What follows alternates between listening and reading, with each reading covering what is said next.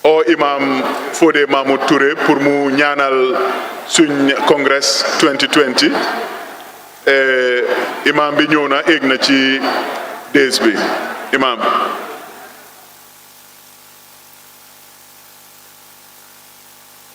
أعوذ بالله السميع العليم من الشيطان الرجيم بسم الله الرحمن الرحيم الحمد لله رب العالمين وصلى الله على نبينا محمد وعلى آله وأصحابه وسلم تسليما السلام عليكم ورحمة الله تعالى وبركاته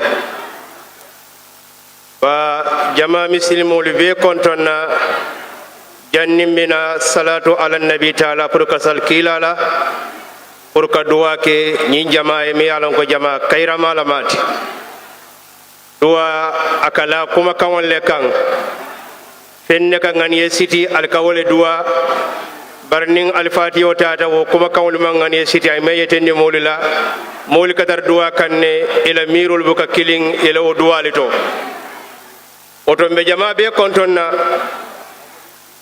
niya jen nada jambiten ko ya fale nyamin telemo al imam Fodé Mahmoud Touré Madina Salam pour kana mabe ka foto ka fomi alanga akumaya tabake UDP la patio udantang woli bije waya kumaya ni bake ani manke politician oti niya daji ko je mola ma fawla enyante ya kanu surtout ndella gambe jam islam banko la mu janti adu muslimol le be jang oto momon ni nanyante imarala ni mu muslimol ti inyante wo mari daje ko nyin korsila bakele UDP folo kala hido timbandi o ba pati la koto kila sallallahu alayhi wa sallam ko ako ayatul munafiqi salas ako nafiko la taman sero ako kusaba abo kusa bole kono ida wa'ada akhlafa nani mole la hido city asatinya UDP diwla ajarteye iya konko bar kabirin 96 e la hido mi bo gambiyan ko lebe wole no kan hana terebe konkala hana terebe bonni la palasot oto wala hidi timbo mi yalanka abali konon sa duwa fo sa tenteng mandin ko turomi e tammindi ifulangulile ni ali doro e kajile dina moli al kanu min kama wal mal kala hido timmandi mbe duwala jam pour wala hido nyin hana le marta yimban kunna al saten de wokan kando alebo lo to Allah turole be jila atarda wo fana kono UDP mi e moli la findala dina molu hana tara mbuka diamu wala mo al qanaa wala mo wasoti adamade umimma wasa abukala hido timban ni ye million wandi yala ni mol d'accord te minna kunum biya sa tuje mon mo kodole dun tabulo kono saban jaw mi atina moli leftalila wolo mu toñati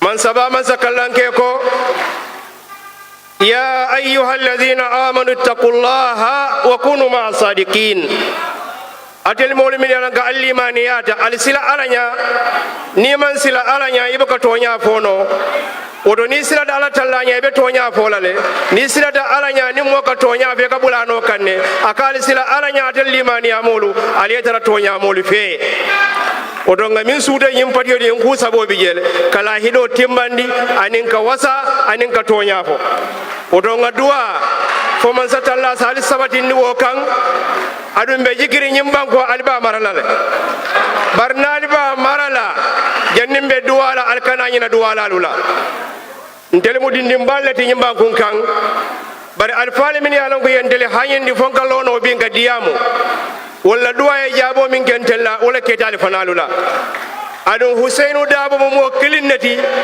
o duwa bulu kono wala tinna alfali ya ko na tambita yimbangu gandino to nyama be tarla janne adun to nyaale be sabati la jang lahidi timbo be sabati la janne waso be sabati la janne odon sa alfatiyo nyinta nsa duwa fo nyin ku sabolu masatalla sa sabati ndaliye wino kay wo ketale alabu ka jina nasa karte fay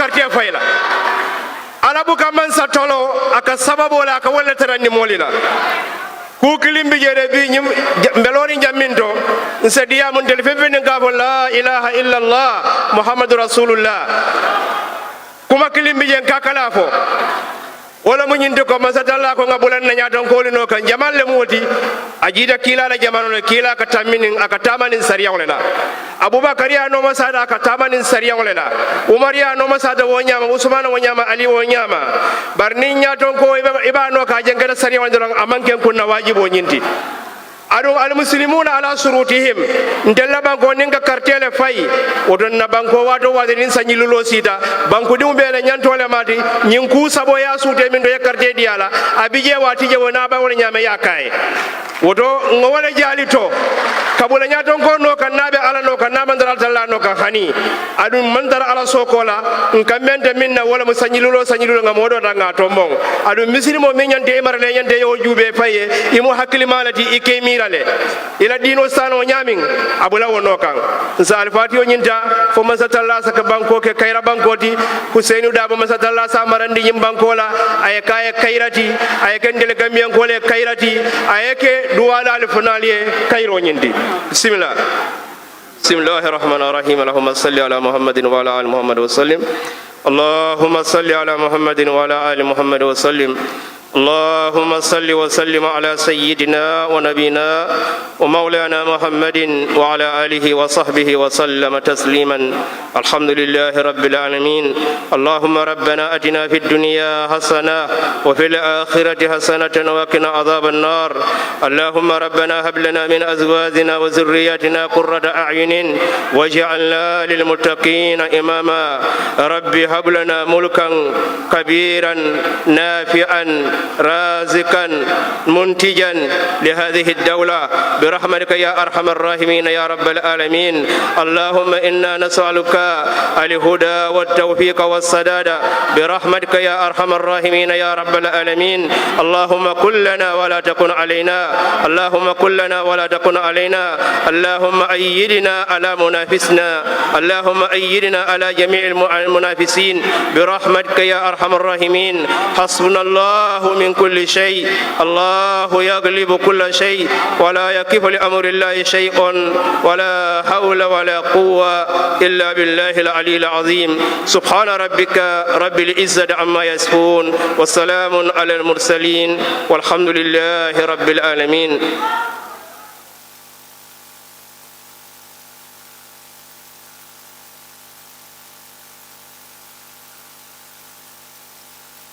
amin ya rabbi yanna yàlla nangu ñaan tey congrès dañoo jéem a def li gën a gaaw rek ñu toppatoo business bi ñu am suñ first order of business mooy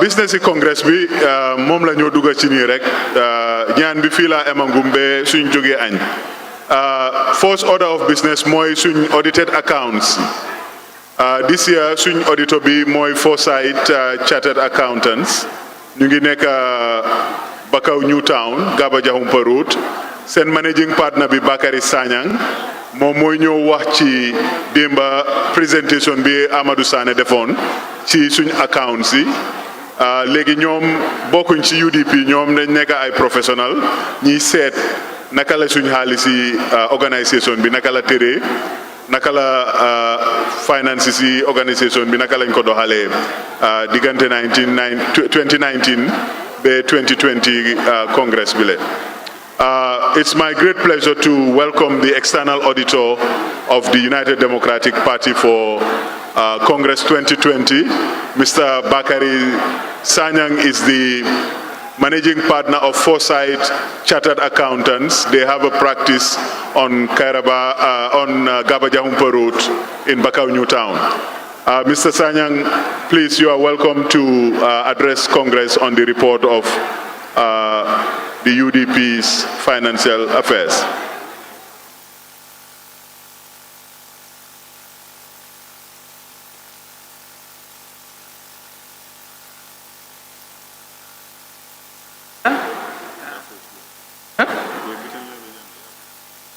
Don't worry.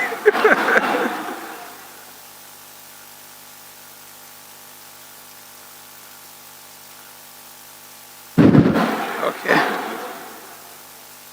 Assalamu alaikum. Good morning to the Secretary General and Party Leader of United Democratic Party, to the Deputy Secretary General, United Democratic Party, members of the High Table, party delegates, distinguished ladies and gentlemen.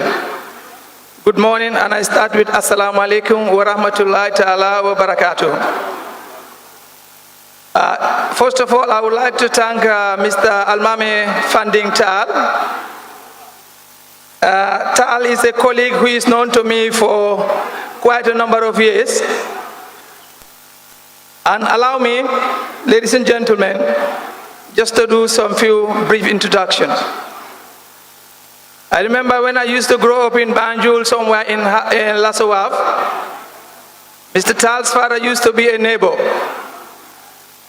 I know since yesterday he has been on the people of Kiam, but it's my turn this morning. Allow me, the Secretary General. That time it was not difficult to identify anybody coming from Badibu. I think they know. I have an uncle. If you identify anybody from Badibu looking for somebody you don't know, he will direct them to go to my uncle Funding Tal's house. And I asked him one day, why are you referring everybody to this man's house? He said, even if they are not able to locate whoever they are looking for, Mr. Funding Tal will take care of them, he'll accommodate them, he'll give them food. The old man has done that.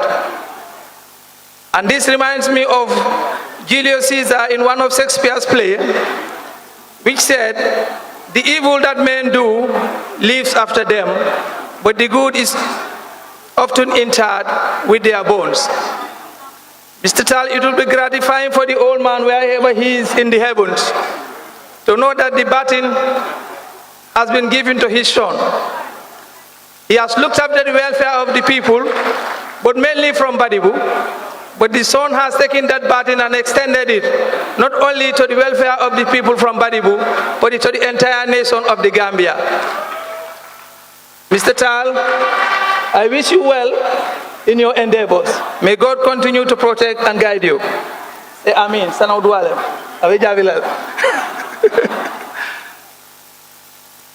Allow me also, when I walked in here, I had so many people asking, that's the auditor. Yes, I stand on my feet here as an auditor. An independent auditor for that matter. But allow me to put it on record that I was also born in a strong political family. Born in a family where the late Uncle Landing Jallo Sane, for people who knows the dynamics of politics in Kia, especially the dynamics of politics in LRR. Landing Jallo Sane is my uncle. Sitting here, Kemesen Jame is my uncle. And right next to him is Honorable Momodu El Kesane, who brought me up. So therefore, I may not be a politician, but I'm also born in a strong political family. When I told my wife this morning that I'm going to present my audit report to the UDP Congress, it was like, wow. And I said to her, don't fear, I'm also a politician. I've been brought up in a political family.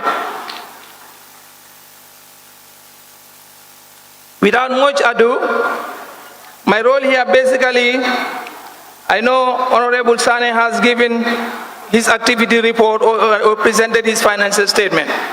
My responsibility here this morning is to read my independent audit opinion. And allow me, Mr. Sane, through you, to express my firm gratitude to the UDP party for the confidence and trust they have in us to be the auditors and associated with your party. Thank you very much for that confidence. Without much ado, I'll start to read my report, and it goes. Independent Auditor's Report to the members of United Democratic Party. I will start with our opinion on the financial statements. We have audited the financial statements of United Democratic Party, which comprise the financial position as of 31st December 2019, and the income and expenditure statement and statement of cash flows for the year ended 31st December 2019, and notes to the financial statement, including a summary of significant accounting policies. In our opinion, this is the most important part of our report. In our opinion, the accompanying financial statements give a true and fair view of its financial position, performance, and its cash flow for the year ended, and was prepared in accordance with generally accepted accounting principles in bracket GAAP and the requirements of the party's constitution. So our opinion on this financial statement is unqualified opinion. Basis for our opinion. That is, how do we arrive at this opinion? What body of evidence do we have to support the opinion that we are expressing on these financial statements? We conducted our audit in accordance with international standards on auditing in bracket ISIS. Our responsibilities under those standards are further described in the auditor's responsibility for the audit of the financial statement section of this report, which I will read later on. We are independent of the party in accordance with the International Ethics Standards Board of Accountants Code of Ethics for Professional Accountants, in bracket IESBA Code, together with ethical requirements that are relevant to the audit of the financial statements in the Gambia, and we have fulfilled our other ethical responsibilities in accordance with these requirements and the IESBA Code. We believe that the audit evidence we have obtained is sufficient and appropriate to provide a basis of our opinion, which I have earlier on read. Other information. The treasurer would probably have read other information to you yesterday or maybe later on in the day. But what is our responsibility as auditors in respect of that other information that would be read or have been read by the treasurer of the party? As auditors, we have responsibility in this regard, and I'll read our standpoint with regards to that other information. Management is responsible for other information. The other information comprises the general information and report of the directors. The other information does not include the financial statement and our auditor's report thereon. Our opinion on the financial statement does not cover the other information, and we do not and will not express any form of assurance conclusion thereon on that other information.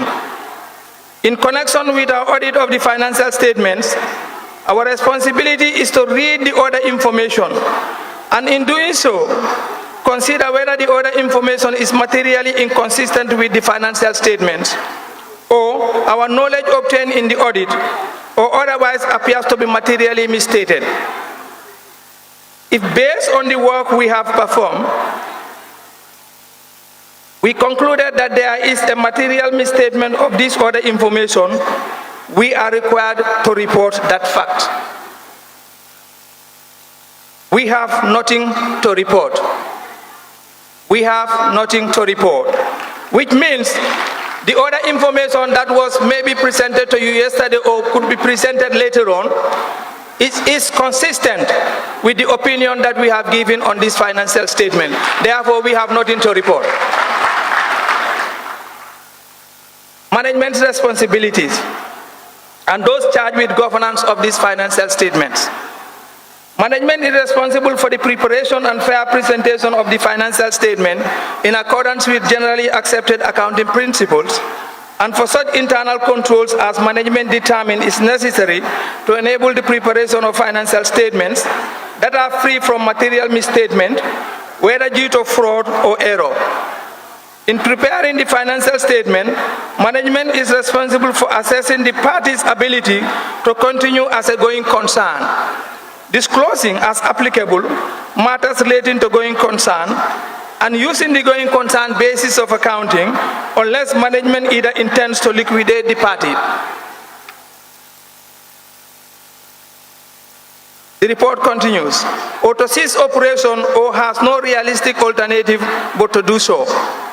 Those charged with governance are responsible for overseeing the financial reporting process. What is our responsibilities as auditors? Having explained or read management's responsibility. Our responsibilities as auditors of the financial statements. Our objectives are to obtain reasonable assurance about whether the financial statement as a whole are free from material misstatement, whether due to fraud or error, and to issue an auditor's report that includes our opinion, which I've earlier on read. Reasonable assurance is a high level of assurance, but it's not a complete guarantee that an audit conducted in accordance with international standards on auditing will always detect a material misstatement when it exists. Misstatement can arise from fraud or error and are considered material if, individually or in aggregate, they could reasonably be expected to influence the economic decision of users taken on the basis of these financial statements. As part of our audit in accordance with ISAs, we exercise professional judgment and maintain professional skepticism throughout the audit. As auditors, generally we believe in God, but all auditing we audit. We also identify and assess the risks of material misstatement of the financial statement, whether due to fraud or error, design and perform audit procedures responsive to those risks, and obtain audit evidence that is sufficient and appropriate. Audit evidence that is sufficient and appropriate to provide a basis for opinion. The risk of not detecting a material misstatement resulting from fraud is higher than for one resulting from error, as fraud may involve collusion, forgery, intentional omission, misrepresentation, or the override of internal controls. We also obtain an understanding of internal control relevant to the audit in order to design audit procedures that are appropriate in the circumstances, but not for the purpose of expressing an opinion on the effectiveness of those internal controls. We also evaluate the appropriateness of accounting policies used and the reasonableness of accounting estimates and the related disclosures made by management. We also conclude on the appropriateness of management's use of the going concern basis of accounting, and based on the audit evidence obtained, whether a material uncertainty exists related to the event or condition that may cast significant doubt on the party's ability to continue as a going concern. If in that process we conclude that a material uncertainty exists, we are required to draw attention in our auditor's report to the related disclosure in the financial statement, or if such disclosures are inadequate, to modify our audit opinion. We have no cause to modify our audit opinion or disclose that fact as far as this financial statement audit is concerned. Our conclusions are based on the audit evidence obtained up to date of our audit report. However, future events or conditions may cause the party to cease to continue as a going concern. We also evaluate the overall presentation, structure, and content of the financial statements, including disclosure and whether financial statements represent the underlying transactions and events in a manner that achieves fair presentation. Independent Auditor's Report continued. We communicate those charged with governance regarding, among other matters, the planned scope and timing of the audit, and significant audit findings, including any significant deficiency in internal control that we identify during the audit.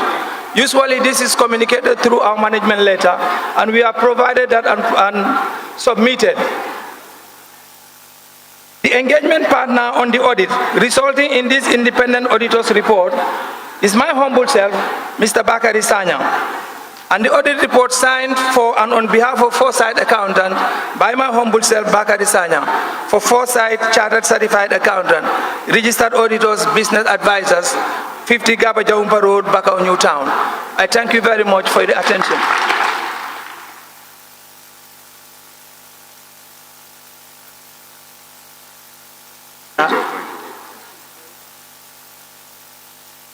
Thank you, Managing Partner for Foresight Chartered Accountants, for that comprehensive financial report on the affairs of UDP finances.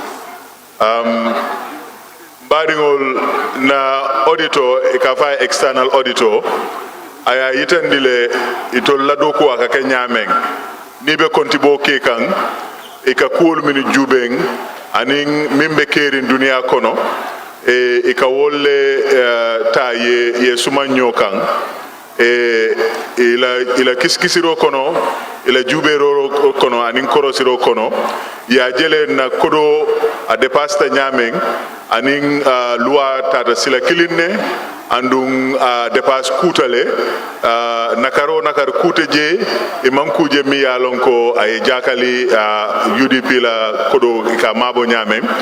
So wo kanna mbe tentula mbe jayila mbe na National Treasurer Alaji Amadou Sane mba tentula mba jayila Party Secretary General ito lekata kodo nyini ito lekata kodo mabo molle mini alonko ntolu late la bake andum be douala e fanan be doku beto min na UDP alama continuela mbolo bi ñu ngi gërëm suñ National Treasurer bi ñu ngi gërëm Secretary General Party Leader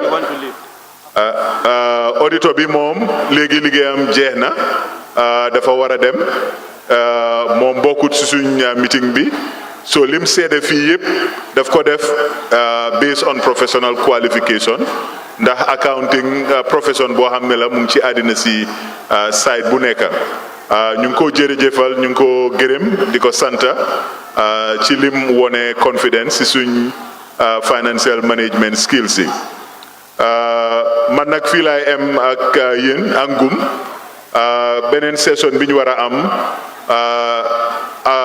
National Acting Administrative Secretary Alhaji S Dabo moo ko moderate dañu war a am constitutional amendment procedures.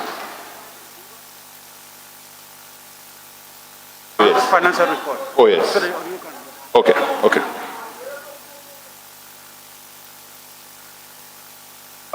Jumna foofu tuuti rek Congress dañu war a adopt report bi comme que external auditor bi ñëw na wax na naka la affaire yi tëree maa ngi laaj Congress yëpp ndax suñ external audited report bi nangu ngeen si soo leen si nangoo rek tàccu leen yéen ñëpp by acclamation.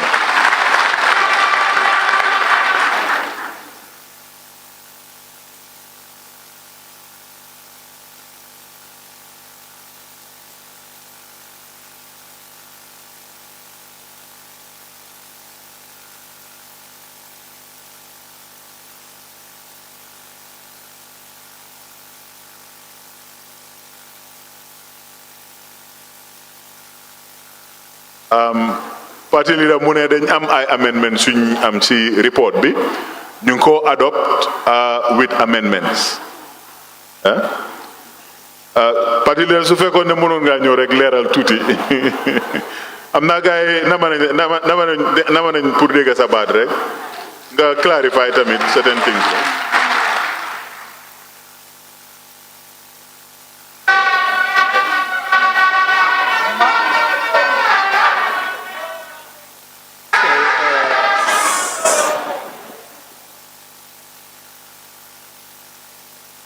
Assalamu alaikum, moderator of this event.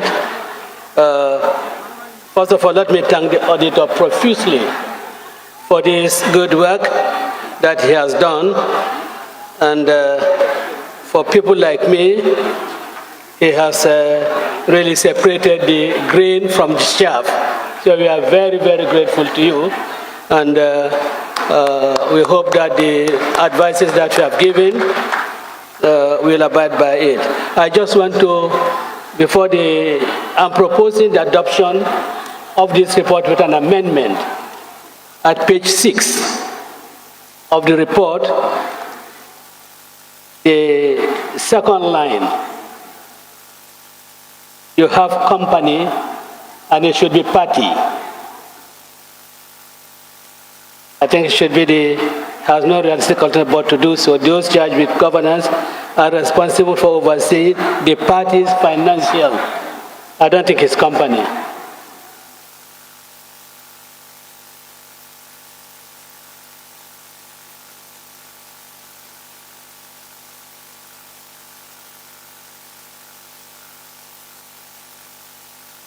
Is that okay? Yeah.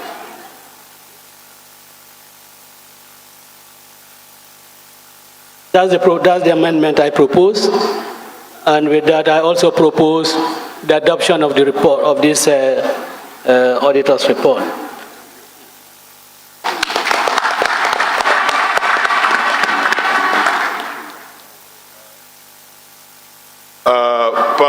Party leader Mimfo Wolemu report to ya Safeje company and Anyanta Kela party. Konying financial report abota UDP la party olto. UDP manke party manke company ti party olem political party lem. So ako kola abafola delegate so leko puru nganying report nga adopt. Andu momo lafta purka foko nying report anyanta ka adopt la isafo yakumba ko ngafo. All those for the report say aye.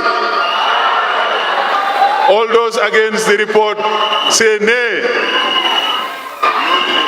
There are no nays, so the ayes have it.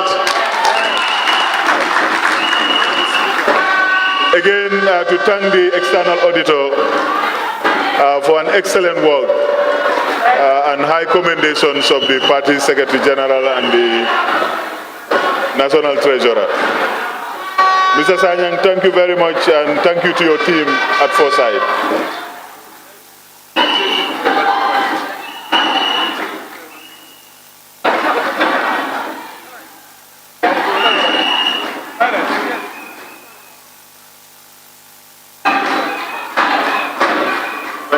We appreciate this, yeah. We appreciate it.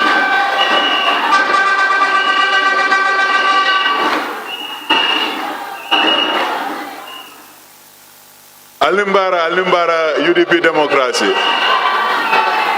Alimbara.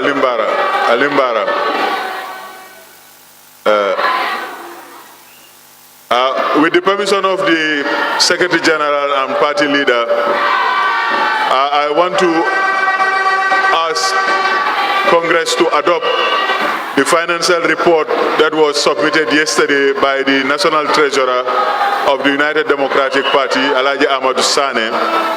And in fact, he presented it also in fuller, so it's a force in UDP. So those who accept the financial report that was presented by our National Treasurer, please say aye. Those who do not wish to adopt the financial report presented by the National Treasurer yesterday, say nay. There are no nays, so the ayes have it. The ayes have it. The ayes have it. Again, with the permission of the Secretary General Party Leader, I now concede the moderation to my friend Alhaji Dabo, the Acting National Administrative Secretary, for some constitutional amendments that he wishes to table, or to moderate the constitutional amendment tabling. Alhaji Dabo.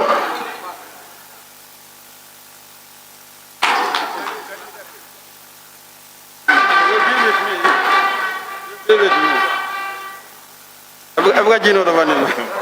Okay. This is what I'm saying. Hello. Good afternoon, Congress delegates. My role this afternoon to present to you the proposed amendments to the Constitution of United Democratic Party. Congress resolution for the amendment of the Constitution of United Democratic Party be it resolved that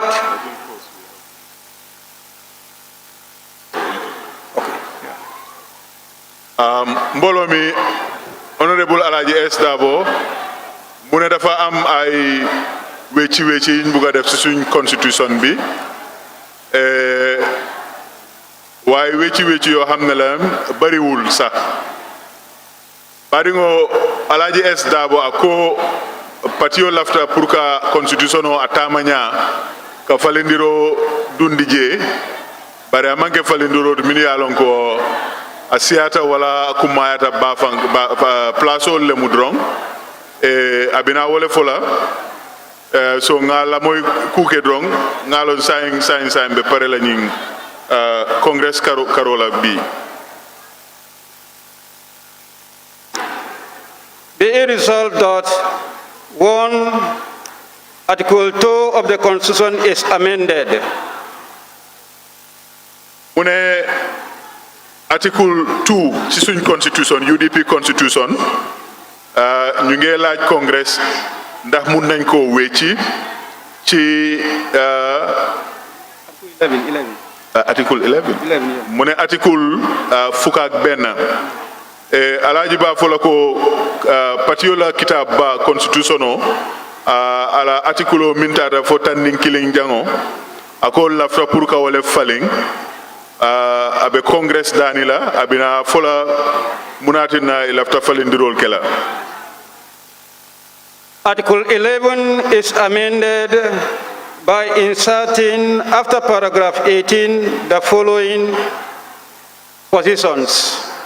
Ako falindirobe kela article tanning killing jangoto a tombo tanning seyoto ibe fenne dundila constitution oto ñing article la karola mu ngi wax ne article 11 ci constitution yi UDP ci paragraphe bi ñoo def fukk ak juróom ben juróom ñetta dinañ dugal ay doxalin yu ees mu ngi ñoo wax ci nag ci ban anam la ñoo defee loolu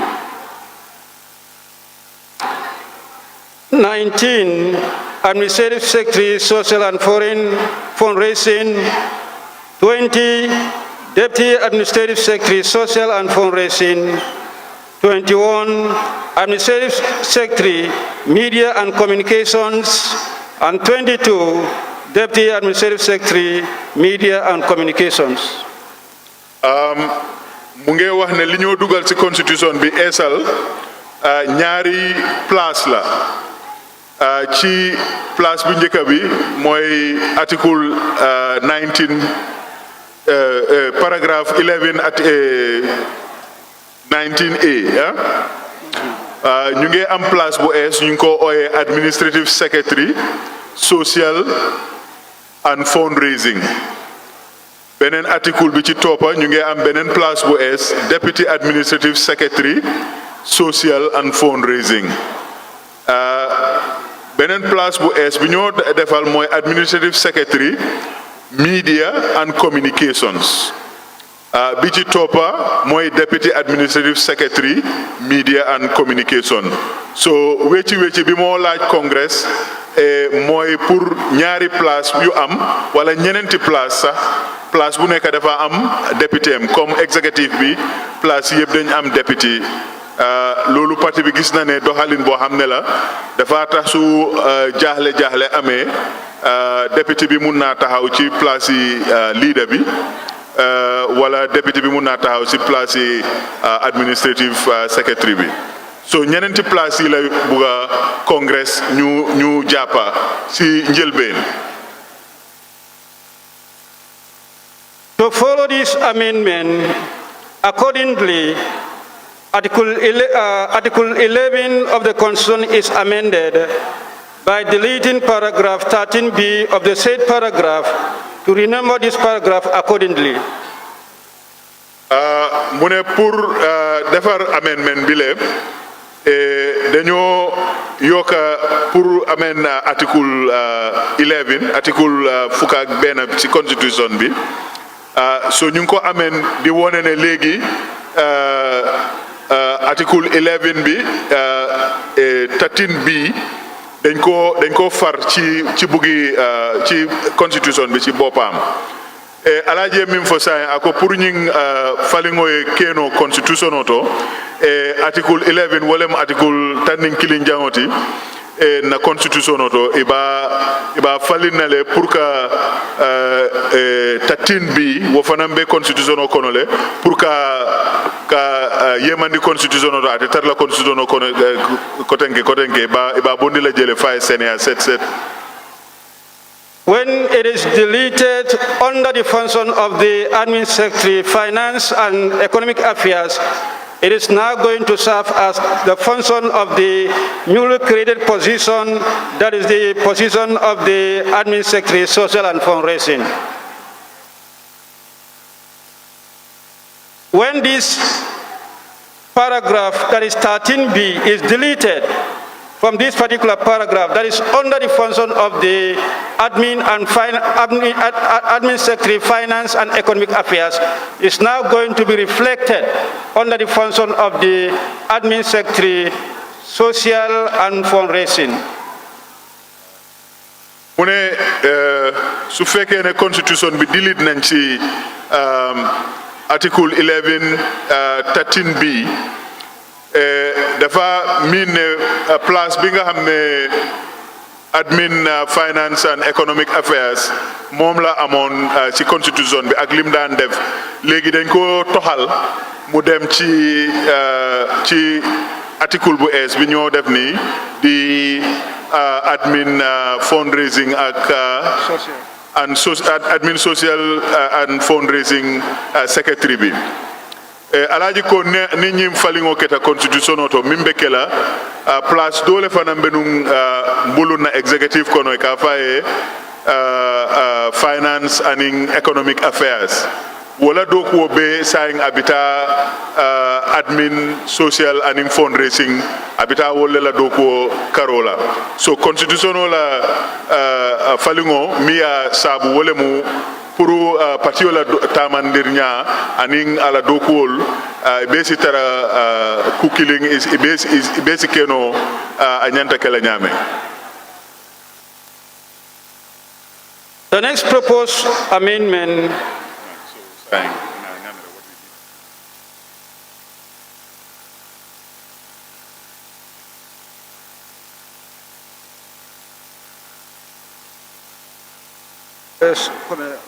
like we did last year.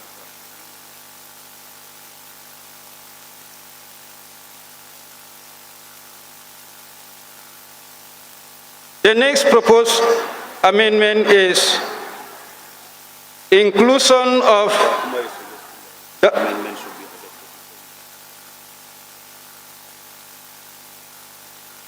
We did both. Yeah. That is what is here. So let's do it because they are all one.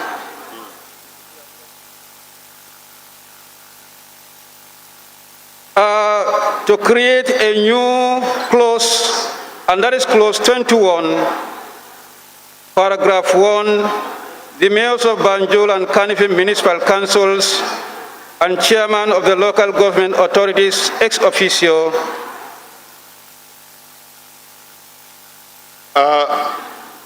alaji ko fanang pour ka constitution ka bete andi kuke drong nga place kutole fanang londi pour executive committee kono ako momo keta meyoti Gambia UDP toyala aning Kanifing municipality fanan da betar la na executive voto le just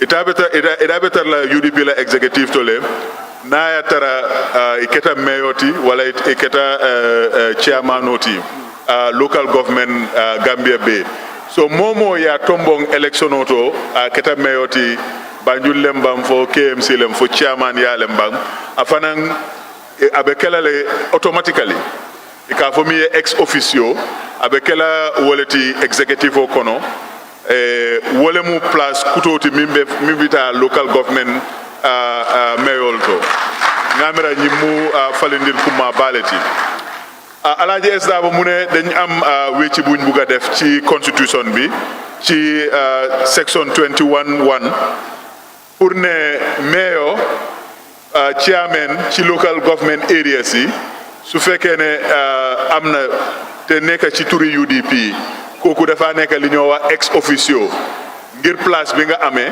mooy tax nga mun a nekk member of the National Executive Committee of UDP loolu tamit wecci bu ees la yaakaar nañ ne dina dimbale parti bi mu gën a dem ci kanam gën a dem ci kaw. Paragraph 2, where a mayor of a municipality or chairman of a local government authority holds an elective office, his or her membership of the National Executive Office shall not be in an official capacity. lii pour leeral la rek ne su fekkee ne yow yaa ngi nekk mayor waaye yaa ngi nekk ci national executive bi loolu ak sa ex officio capacity bi mooy ne comme li nga nekk mayor moo tax nga bokk executive ñaari place yooyu duñ nekk ci benn naka la tudda ci benn diir daal ku ñëw ci executive bi comme ça ñu ngi am honorable Landing Sané moom mooy chairman LRR moom it mooy parti auditor bi so léegi lii amendment bu ees bi di ici dafa wone ne kooku place am ci executive bi place bu mu amee la boo xam ne amut dara lum def ak chairman sibam bi loolu pour leeral la rek baɗigol falindiro fanan aba itandi kanne ko nayatara iketa meyoti wala chairmanoti janni be dunna executive wayatara executive place o be bulle ñing ex officio place o mbe min dundi la constitution o to sign woning ila taro executive man tara ku killing so womu pour ka kol seneyandi drong yalon loi mesiata andum kujamale katara loi koma ne constitution soto sako ni be lawyer ba ñaatu lingola kujamale ka fo loi nyanta kelaten wala loi nyanta amanyana kelaten ngamira je fanan seneyata le Where a mayor of any municipality or chairman of a local government authority was not elected on the ticket of the party, the person who unsuccessfully contested for the mayoral or chairmanship of the local government authority shall be a member of the National Executive Committee.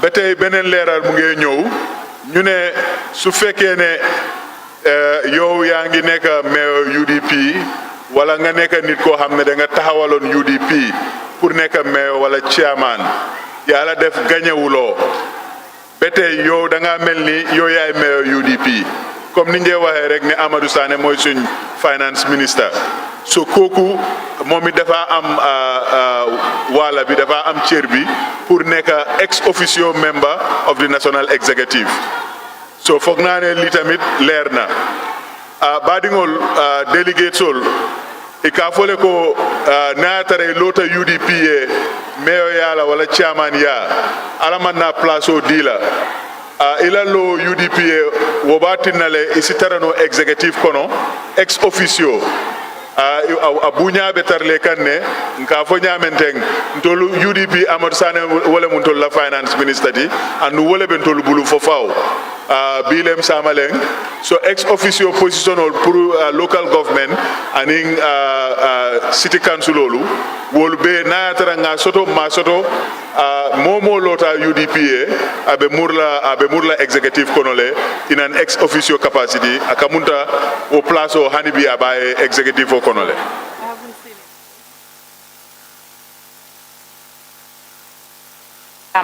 where the mayor is expelled or stopped. No, I think for now, we'll only limit to only the chairman. Because we want to create for deputies to come. No, I mean this provision. No, it doesn't create, it's only chairman. Okay, because just for clarification, that is very important. Maybe when they come, we'll clarify.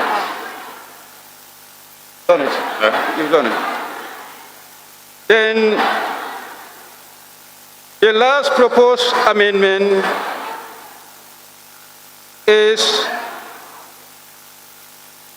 paragraph 31 of the same article 11, which is to be the following, the word 7 is deleted from that paragraph 31, substituting for it the word 11. Nyeng article tanding kilim mimbe na constitution oto hanibi lafta pour ka faling e ka foje Paragraph 31. paragraph tansabaning killing abe safarin je ko mo woro wulale nyanta tarla wala woro wulale be safarin je saying lafta pour ka fanam faling ka mbe mo tanning kiline murundila ya safe damen woro wula be tarla damen tanning kiline be tarla woto nyimbe abebe mbebe jikirine ko nyimbe na constitution o aba deda kulale aba bambandi kulale fanan. This proposed amendment is concerning the clause where the party leader can nominate 7 ordinary members in the national executive. So this number of 7 is what has now been amended to 11. Instead of 7 ordinary members to be nominated, it's now proposed to be 11 ordinary members to create room for diversity in the National Executive Committee.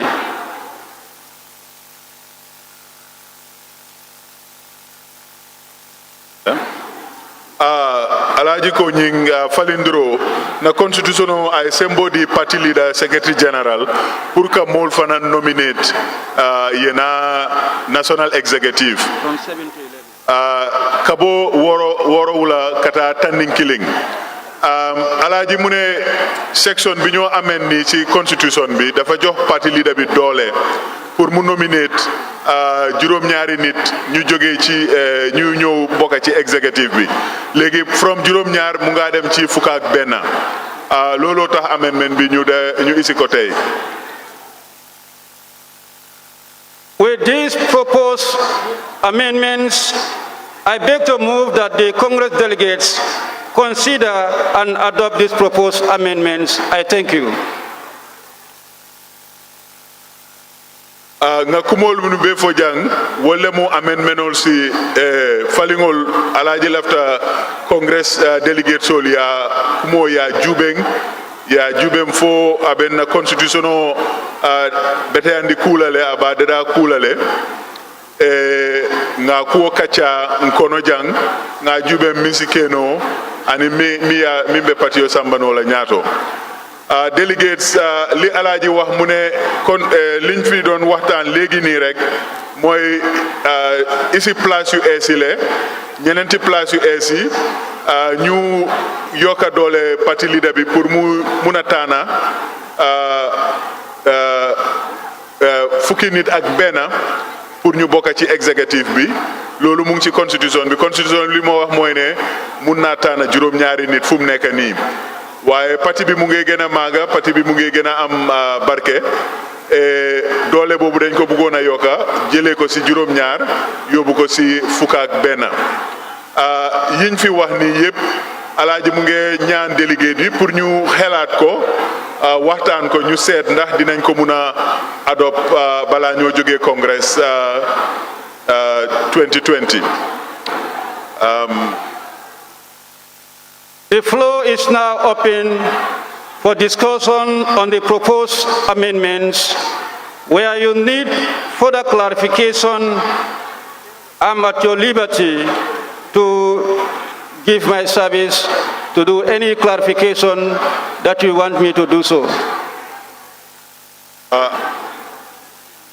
Acting National Administrative Secretary bi mu ne su fekkee ne bugga nga ñu leeral wala bugga nga laajte ci wàlli amendment bi mun ngaa def loolu tamit baringol alaji esdabo ko nayatara ñinin karo be bulu wala lafta ye kuwol sene andi kuke isi ñinin karo kenole andung kolbe senal mbe kol senandile bu al bele The floor is now open.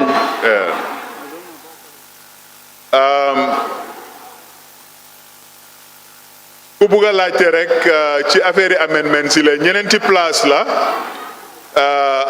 administrative secretary social ak fundraising and deputy beneen place bi moo nekk media ak communication secretary ak deputy yi yëpp place yu ees lañ pour executive committee bi national executive committee bi beneen amendment biñ bugg a def ci benn section bi mooy pour yokka doole parti leader mu mun a yokka ay tànneef jëlee ko ci juróom-ñaar yóbbu ko ci fukk ak benn ndax parti bi mun a njëriñoo xam-xam yi ak expérience yi doomi parti bi ñi nga xam ne yàgg nañ ci parti bi yàgg nañoo liggéeyal réew mi tamit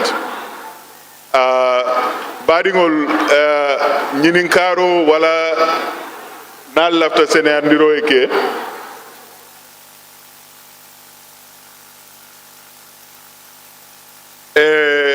place naani le be mbulu jang pour ka kafu executive o ma pour que la doko a sambano ñaato follow iko administrative secretary social and fundraising wo fanan ana normalanko wala mo ala deputy social and fundraising place fulanjango wala mo media and communication secretary afanan ana normalanko deputy media and social deputy media and communication secretary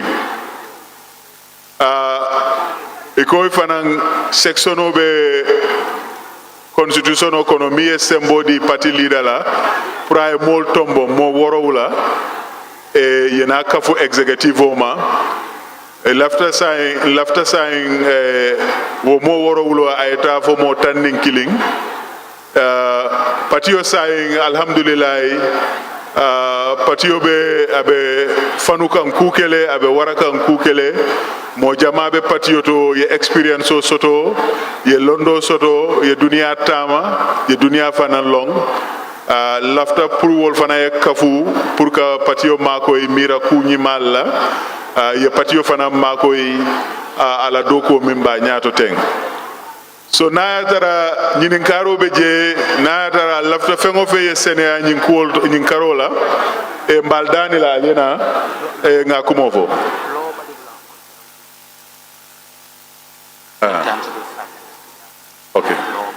okay eko nga faale ko bari bunkol fana mbejanne la cultural group lowa bari bula cultural group ko fana lafta pour kana entertainment domanding ke jam fana ngalo mbe o kelale ninga constitutional amendment kumo bandron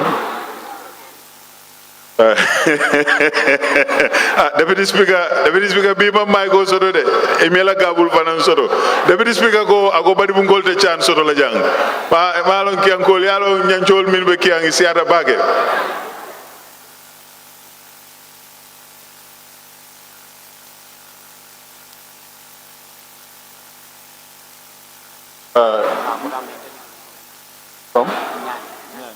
okay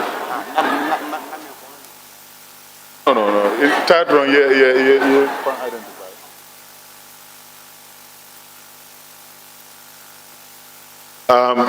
Technical guys, amulen fofu mic de. Amen ngeen fofu roving mic.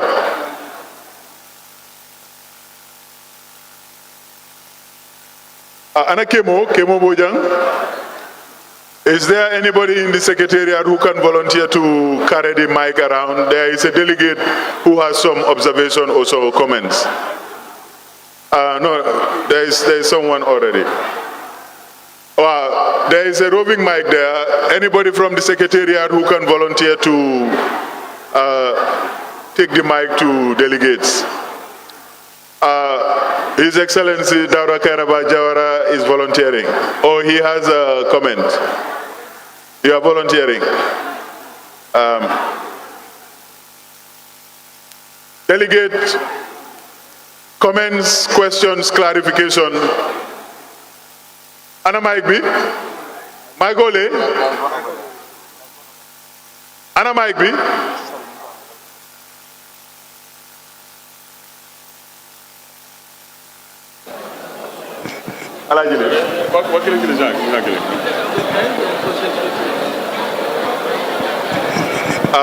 Mbe delegate sol Danila iba fole bota dameng constituency award andu isine la question of yeto fo ibota constituency award original minto isine la nyininkaro ke. Hello. Bismillah. Hello. Andum fa yes. mbalal drong ñu leral rek only delegates designated delegates yi amé card ñoñu rek ñoo mëna participer ci proceedings ci congress yi pour mo be along ko delegates all drong minu botanang fo baselem bang fo kianem bang but delegate all drong amanke luntangol te na bunya luntangol wolte participer no la congress la proceedings solto. Hello. Alimbara. Assalamu alaikum. Alaikum salam. Ndelafta nanyini ngala. Ndebota wuli east. Ay mu delegate all. Me delegate wuli east. Itodum. Nyana mawali. Lafta nanyini ngala. Lafta nanyini ngala wala mnyindi foro. Ale nyimfo ko ning patio e momondi londi meyo yala o chairman yala na mari manganye hani mbiya be talla executive konole. Ni aya tari next election patio mandate londi itata moko de londi fo hanin sa alo membership ya be continue la bang fo do la ba ajo say ama lo patio e hanin meme man ni ate patio mandate londi next election itata moko de londi fo hanin mi ate meme executive fa continue la executive membership ya la bang fo me patio na men ko de londi wala be sayra noto ba kasene andi drong alvaba election patio ka molle londe ni election botala election mimbina ebe modole fanan londe la yo ni woketa itela executive committee ya ex officio abe burkala left the world to senior left the world to senior thank you lim laajte mu ne su fekkee ne yow da nga taw election gagné wulo nga nekk ci executive bi beneen election ñëw ñu taxawal beneen mayor wala beneen chairman ndax yow ba tey di nga mun a nekk ci executive bi ex officio ma ne ko déedéet affaire gi nim nekkee rek mooy ne kiñ taxawal su gagné dina nekk ci executive bi su gagnéwul dina nekk ci executive bi waaye su fekkee ne taxawaluñ la doo mun a nekk ci executive foog naa loolu leer na. Any other question, any other comment? Please identify yourself and identify your constituency and your delegation. Yo, me party leader ni mo be kontona. Nte tomu baba jobatel boda janjambre constituency. Komenyi ya fo nyame. Ngamira dame nyanta clarify la wala mnyinti ko. Ni atari party yo e londe. Andum misali fete manna gagné fo parti do tate gagné ngamira still la ex officio member ya ba maintain lale ngamira lafta jele clarify. Thank you.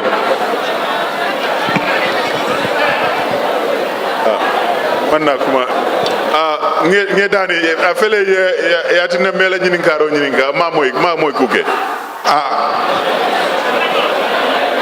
bari janni be nyini garo gela na loya ba bori touré aka lafta pour ka coup de sénéandi nyini garo labango min gada jan sayen malane friend bori touré ako nga bad loya le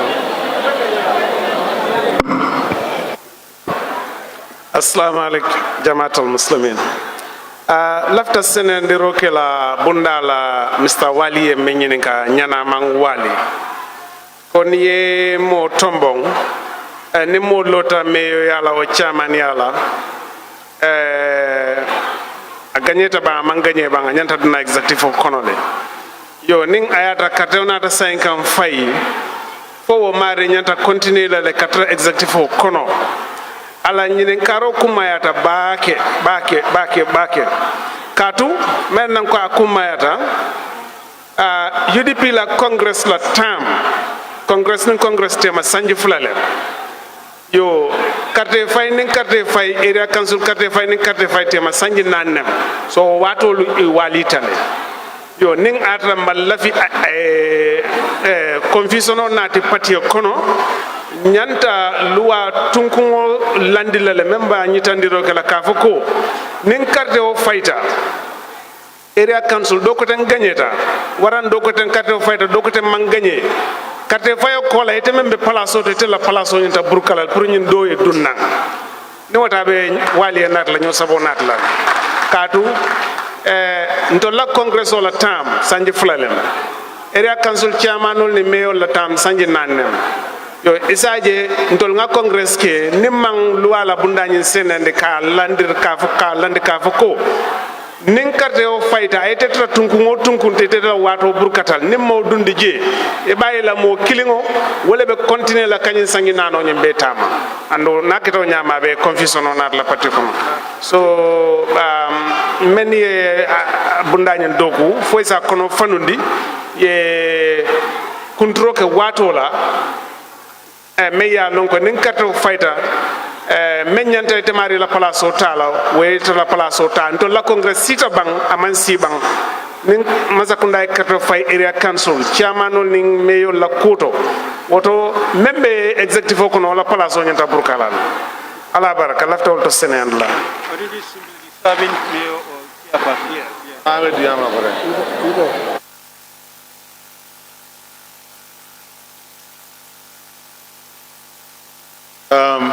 ngamira oto senata bake dole fanan ñinin karo soto lawyer bi daf doon jema clarify ne su fekkee ne yo ñu ngi la tana ex officio election passé na nga bokk ci executive committee bi ñu taxawal beneen mayor ci élection bi toppa ci boobu baax na rek pour ñu leeral ci constitution bi ne yow sa place bi danga ko mun a amee wala doo ko mun a amee ba congress ndax congress si lañ dee taana njiiti UDP congress ñaari at la election every 5 years la so loolu pour leeral rek ndax élection yi mayor yi mu ngi xewoon 2018 ak chairman yi at boobu amoon nañ congress so su fekkee ne yow taxawoon nga ci élection next cycle yi mayoral élection yi ak chairman yi boobu du nekk ati congress boobu mu ngi nekk 2022 ndax du mayor 2022 la ñoo amati congrès boobu ati congrès la so clarification la woon rek waaye xëj na am na ñu am laajte yeneen laajte pour ñu gën a understand change yi sëñ bugg a def mayor the mayor of Banjul has a comment to make.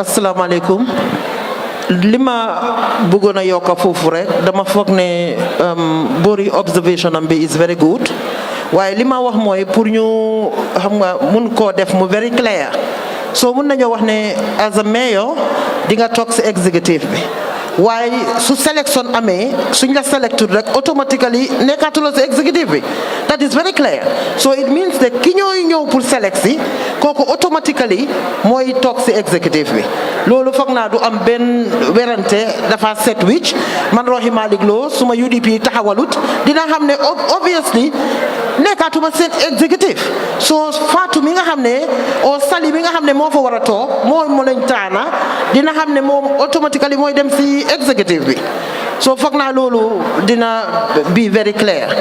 Another question bu ma am mooy amendments si ñoo def nii dama bëgg a laajte why is it so urgent loolu rek la bëggoon a laajte jërëjëf. jërëjëf mayo ko a fanan lafta ka kumandin kafu kachato ko a ñanta pour ay Sénéa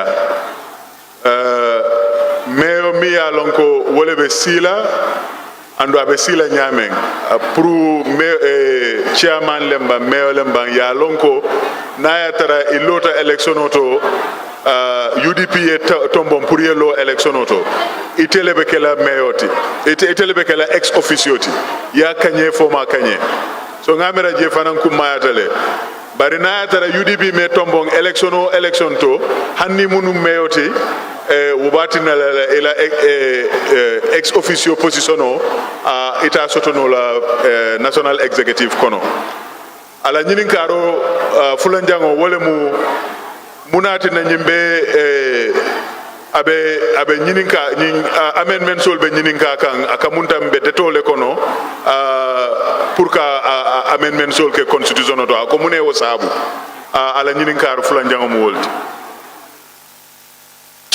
That's a very good question. I do not think there is any urgency attached to the proposed amendments.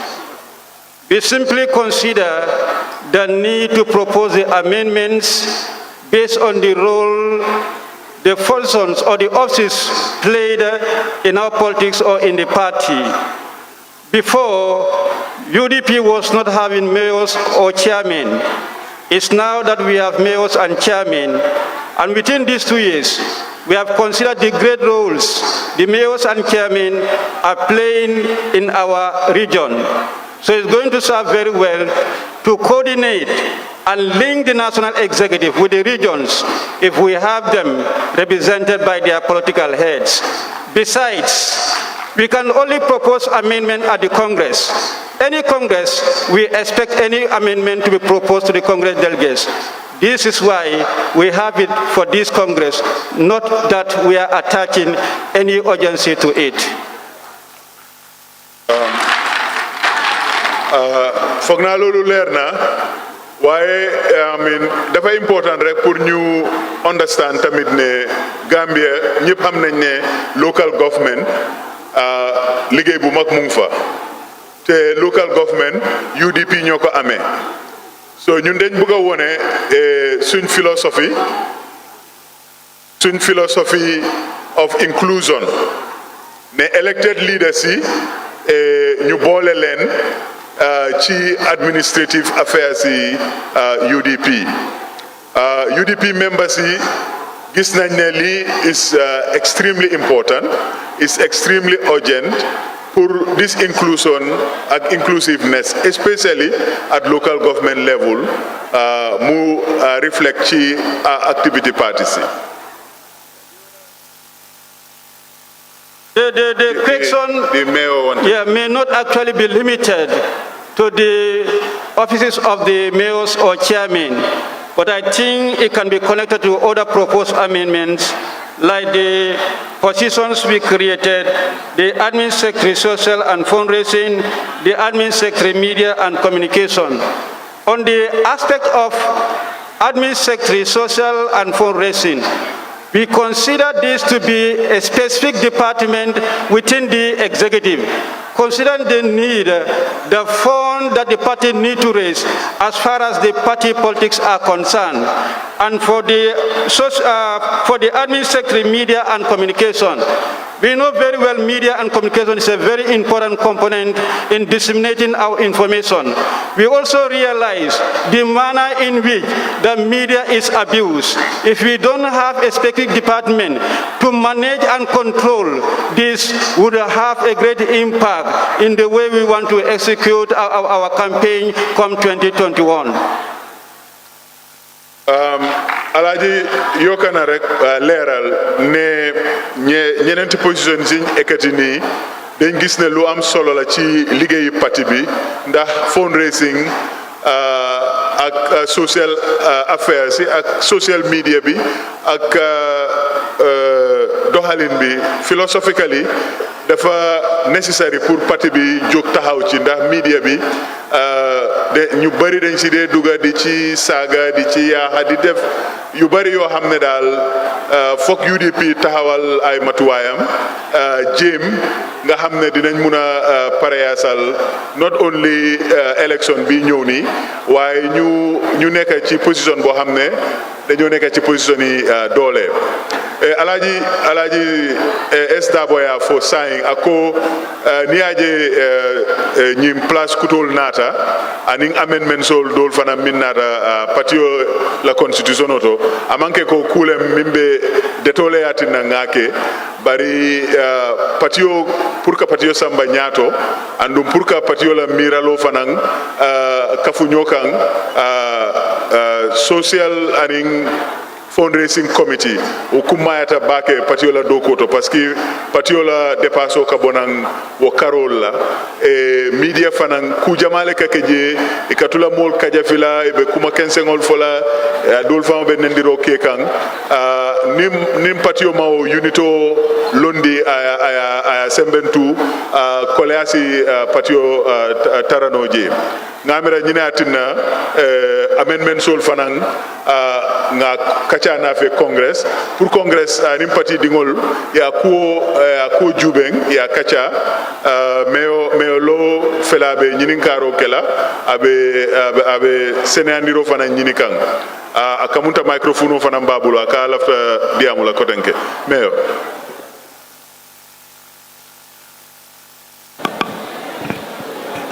waa jërëjëf honorable foog naa li nga ma tontu noonu loolu laa bëggoon a dégg parce que su fekkee ne place mu ngi génn foog naa it's important ñu wax nit ñi the importance attach lan a tax place boobu di génn foog naa loolu dafa important trop parce que ku nekk xam na ne United Democratic Party dafa weex dunga su ko defee ñi nga xam ne ñoo fi nekk duñ taxaw rek naan waaw te fekk xamuñ ne place bi dafa important pour ñu créer ko comme ni nga ko waxee foog naa affaire media loolu bu yàgg la woon loo xam ne dañ ko waroon a am mais yow si tamit pour ñu nekk si exécutif bi loolu dañ ko welcome trop soo sa tontu bi nga ma tontu rafet na loolu laa bëggoon a dégg jërëjëf.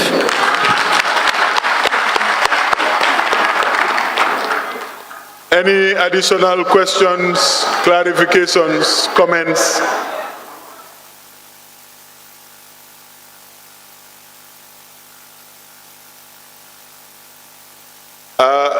ngeen dee wax seen tur ak fi ngeen jógee rek ak seen laajte delegates ñu ngi leen a ñaan ngeen wax foo leen jógee ak seen tur baldani la momo ye tofu ani bota constituency minto ani be delegation o minto. Allo, assalamu alaikum. Dato almamo dibalti mbota Jara West constituency. Lapta men ñini kala constitutional ya fundamental membership. Ay category fulala foje individual and affiliated members. So lafa lonale affiliated member womum Tea Party. Is it CBO lemba or civil society organizational lemba for kafudo lelmu o lafta wole koyma mu affiliated member lelmu lafta wole lona. Thank you. Well, okay. Laajte bi mu ne parti bi dafa am ñaari façon yi bokkin benn bi mooy individual members ak li ñoo wax affiliated members mu ne ndax ñooñu affiliated members yi ñooñu ay mbootaay yi nga xam ne la dañoo nekk ci biir gox-goxaan yi ndax dañoo nekk comme ça civil society ndax dañoo dëkk ci community bi ci boppam suñ senior administrative acting senior national administrative secretary bi dina leeral loolu. What the delegate is asking, who are considered to be the affiliated members of the party, I think what we have before us open for discussion is limited to the proposed amendments that I table before you, my understanding is the question is out of topic. But I also want to do that generosity to inform the delegate that affiliated group or affiliated membership comprise organizations, CAFOs, or groups that can apply for membership in the party. Whatever area you come from, whether you are a civil society organization, whether you are a CAFO, or whether you are a football club, yes, it is applicable for you to apply to be considered an affiliated member of United Democratic Party upon the approval of the Central Committee of the party. Ako nyini karo jabi ko kafu lota Gambia kono fo NGO lembang fo football kafo lembang fo tantankosi kafo lembang fo nyoboring kafo lembang fo numu kafo lembang kafo e fananda si keno UDP le isi application o keno le e ke UDP membati laajte na mu ne ñan ñooy affiliated members ci UDP administrative secretary bi tontu na mu ne ndax mbootaay football nga ndax music band nga ndax mbootaay burekat nga wala da ngeen am seen garden women garden group si leen ndax cultural group ngeen ndax civil society organisation ngeen ñii yëpp mun nañoo nekk affiliated member of UDP ndax ñii liggéey ay dockers wala ñii liggéey ci affaire yi transport drivers yi taxi drivers yi suñ amee mbootaay rek mun nañoo bokk ci UDP suñ constitution may nañu opportunity boobu tamit. Any other question, any other comments? Nyaur?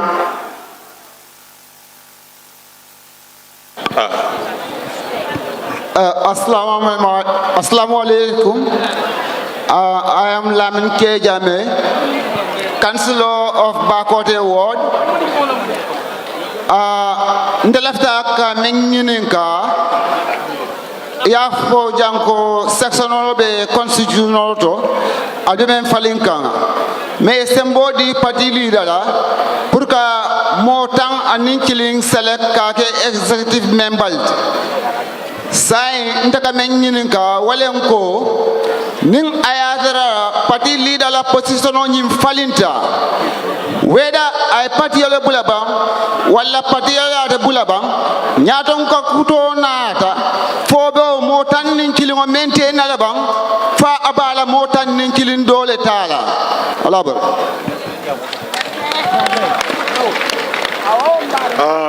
laajte bi mu ne ñu ngi wax ne dañoo soppi constitution bi jox doole party leader mu jël fukki nit ak benn yokkaleen ci executive committee bi laajte bi mu ne su fekkee ne party leader bi bàyyi na UDP wala UDP génnee nañ party leader bi ndax fukki nit ñooñu ak benn ñi nga xam ne moom la taanoon ñooñu dañoo nekk ci executive bi ba tey senior administrative secretary bi dina tontu laajte bi.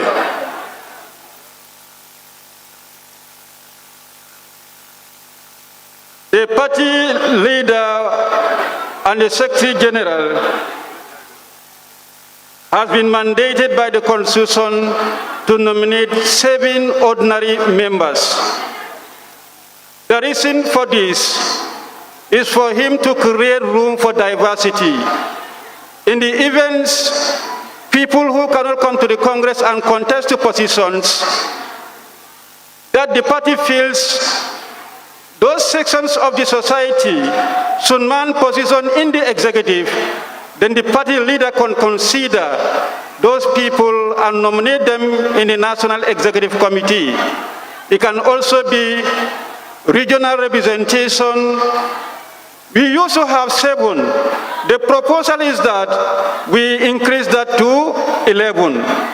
Of course, if the current party leader does the nomination and the nomination is adopted, this term of that particular nominee will be the same as the term of the serving executive. It is not lined with the term of the the duration that the Secretary General who appoints would be. If the Secretary General leaves today, that's where the Secretary General stops. But the person he nominates, his term will be 2 years. So that is in line with the term of the National Executive, not that of the party leader and Secretary General. Pour leeral rek laajte bi mu ne parti leader su demee ba taane fii fukk ak benn yi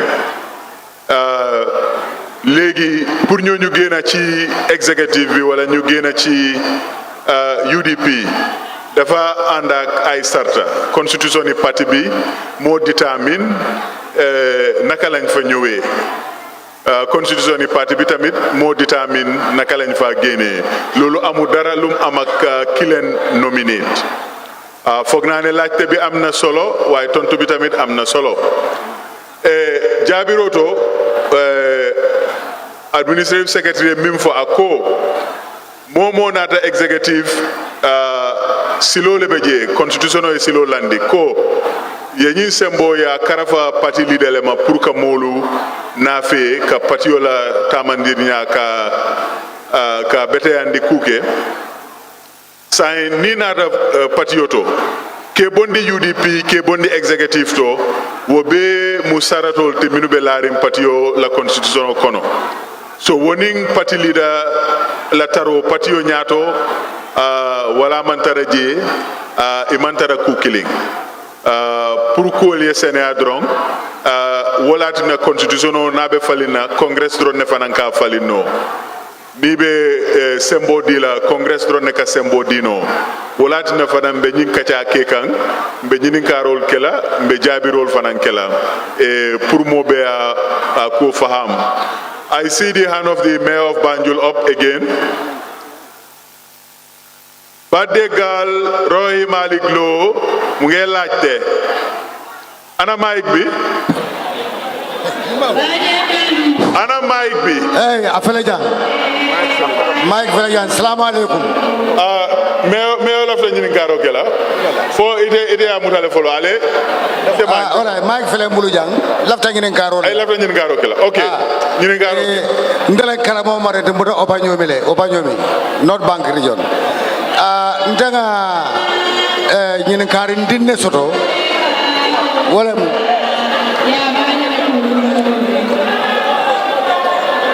ñimo tanni kilo mo dani ngadaldi UDP démocratie mbe congrès e hani bide molbe ñini ngaro la ku ñima allo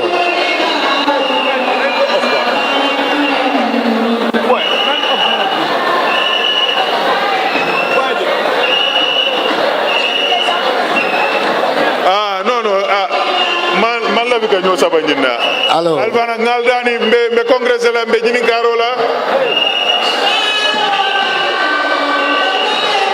UK abani mo lu kata je fana wol fana ñanta ñimbula lale añi muso mi mbelori ñaato wa fa fana ñimbula way mol nata serious non mo lebe je be donki lola kan wole mo lebe je wole nata je be donki lola kan wole na ñini karo tata dame wala mu ñinti ko di 11 members mi alonko parti le la be tombonna lafta ñini karo kala wala naye tombon abe final la bang fo naye tombon abita national executive committee ka jibe la ñini karo mo wala ala baraka laajte bi mu ne ndax fukki nit ak benn yi ñu wax ne parti leader constitution bi jox ko doole pour mun leen a taana mu ne ndax ñooñu taanee fi ñooñu noonu moom parti leader bi rek moo leen mun a taana ndax dafa war a egg ci executive bi nangu ndax duñ nangu.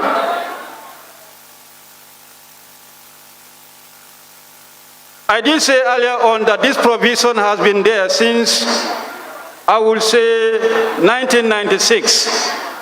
The only amendment we are doing is to increase the number from 7 to 11. The Secretary General and party leader is entitled to nominate 7 members in the National Executive, and this is not subject to endorsement by anybody, but he will duly inform the executive of his nominees.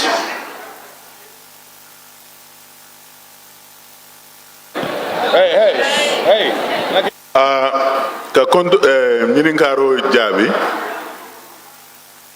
e ko nyimmo tannin kilingombe mim la kumo fo kan sai a meta patio konole ye constitutional assembly party leader pour que mo woro wulale tombon nun komanto sai patio la yirwa kan patio la doko mimbe patio nyato yalo mo jama ka fole UDP mu government leti in waiting andung na president o secretary general nim futata state house atele bala mol fanan tombon na minube savla in his cabinet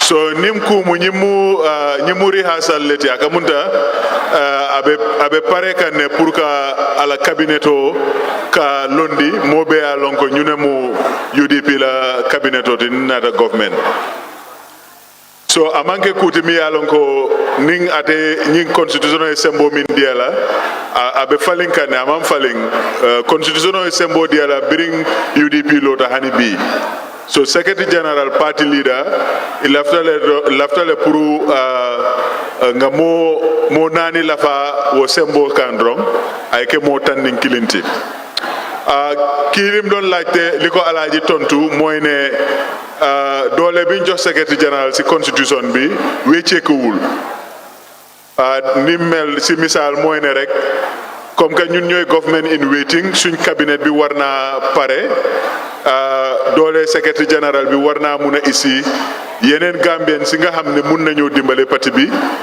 ñu liggéey ba egga State House ci 2021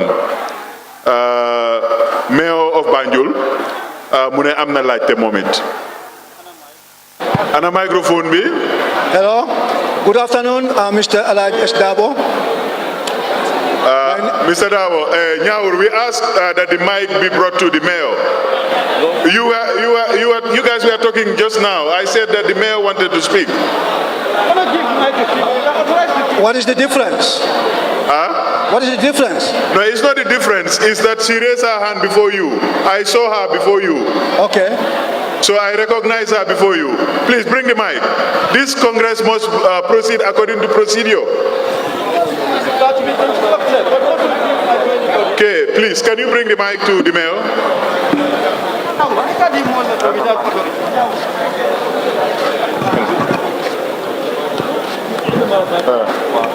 Apparently, room 46, I don't know whether a delegate is staying there. Seaview Garden Hotel. Who is staying in Seaview Garden Hotel, room 46? Apparently, the room is on the floor.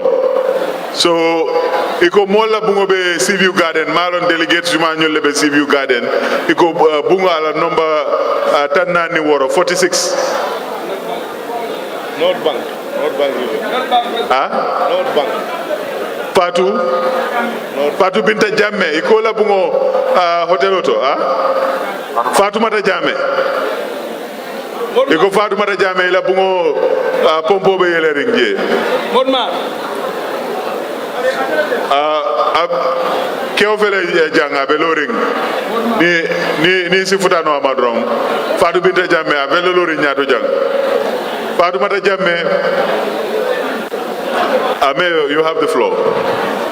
Wow, man lima bëggoon a wax rek mooy kontaan nañ torop ne ñu ngi jógee from 7 to 11 which man si suma boppa yàgg naa di advocate loolu pour bëgg a gis ne ñu jox ko more leverages pour mu mën a mun a nominate ñu bari indi leen si executive bi waaye man fii lu ma wax mooy gis naa ne parti leader suñ ko joxee yooyu daf dee faral a jël jigéen ñi pour nominate leen loolu kontaan naa si torop waaye maa ngi wax ne dama bëgg a tamit at least ñu mun a d'accord ne suñ ko joxee fukk ak benn 9 yi yëpp macha allah mu def leen jigéen ñi moo nominate loolu rek laa bëggoon a wax.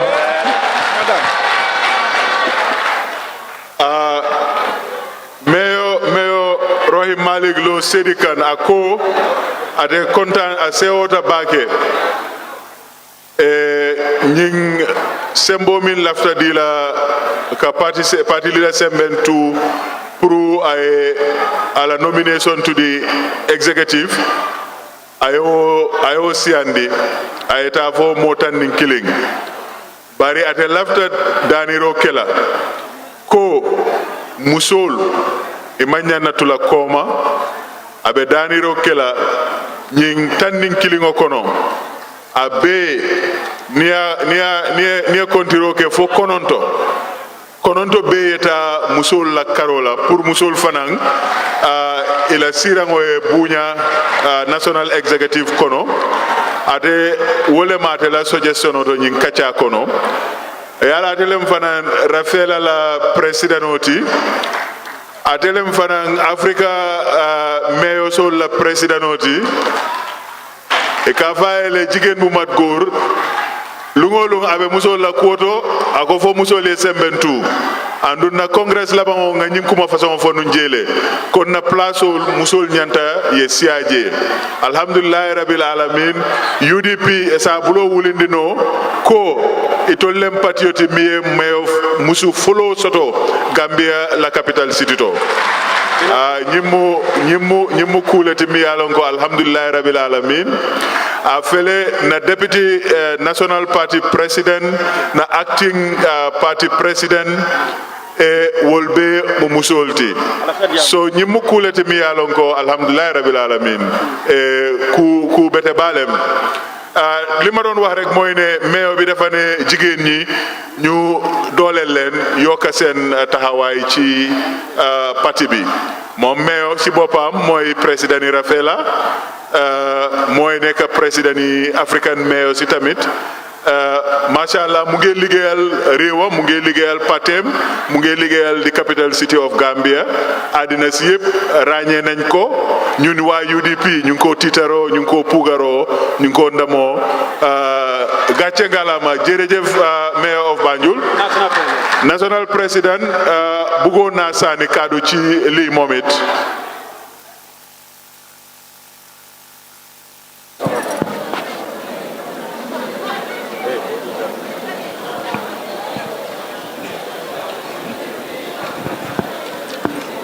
Assalamu alaikum. Rohim Malik Lo jërëjëf si xeexal jigéen ñi gërëm nañ la si sant nañ la. Ntela ku kilin la fita wone sen yandi le. Kanyin nomination ka party leader di ay mo tanin kilinta amanke ku kutoti. Amanke ko bilen yake. Ya fala kunu mo warawla pati warata le sanyi waratina abe kafulale hanini yaje fa tata for regional wolfanan ya satole soto wolfanan ka mol tombong ka at ila executive kono amanke national executive don le wo soto wo meta pati yo kono ya kompinol ikamo lulu fo malo mo saba ibe wone kafula ani regional chairman wolbe kata kafu executive la lafita aliye wo faham wonati na ngama ekta ngafo amanke ku kutoti ko nga symbole di na party leader wonte nyin ko meta momo ibe do ko la pour party war fanuta awarata le sanyi fo nga wala faje mi ya lonko wala be symbole di party la ala baraka.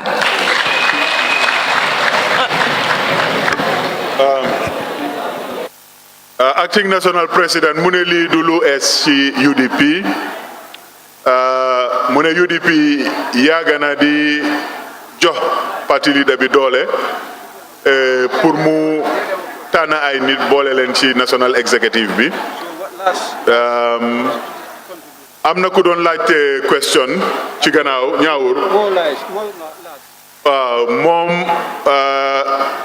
ak this gentleman here mooy nekk last question bi kooku ak kii rek yes ñaawur ibenu ndameng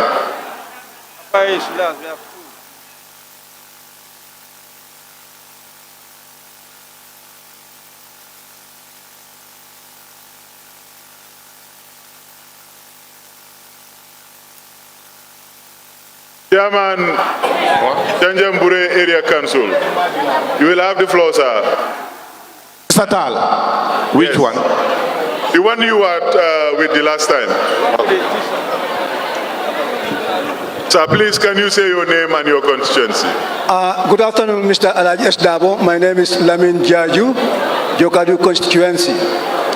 I'm from the diaspora back to the Gambia now to work for the UDP party. My question now is, you have created a big responsibility today. That is Secretary for Social and Fundraising. It's a very big responsibility.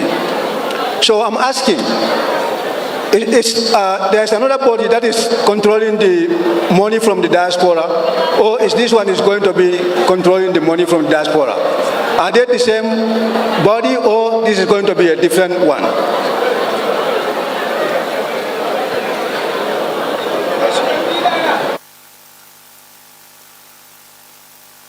Now, this particular office is going to be responsible entirely raising funds for the party. If it is this body that raised any fund, then the fund will be given to the treasury of the party, that's the national treasurer and his deputy, that are going to be the custodians of any fund of the party. The fund from diaspora, if it is raised by this committee, the committee would forward the money to the treasurer of the party. So that is how it is going to be. It is not like they are going to be in control of the fund. Their function is to raise the fund.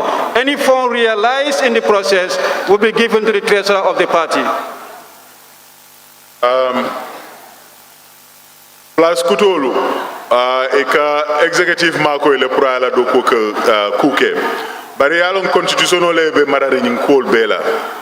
National Treasurer, aning Secretary General, aning Deputy Secretary General, wolle be mararing patiola kodola.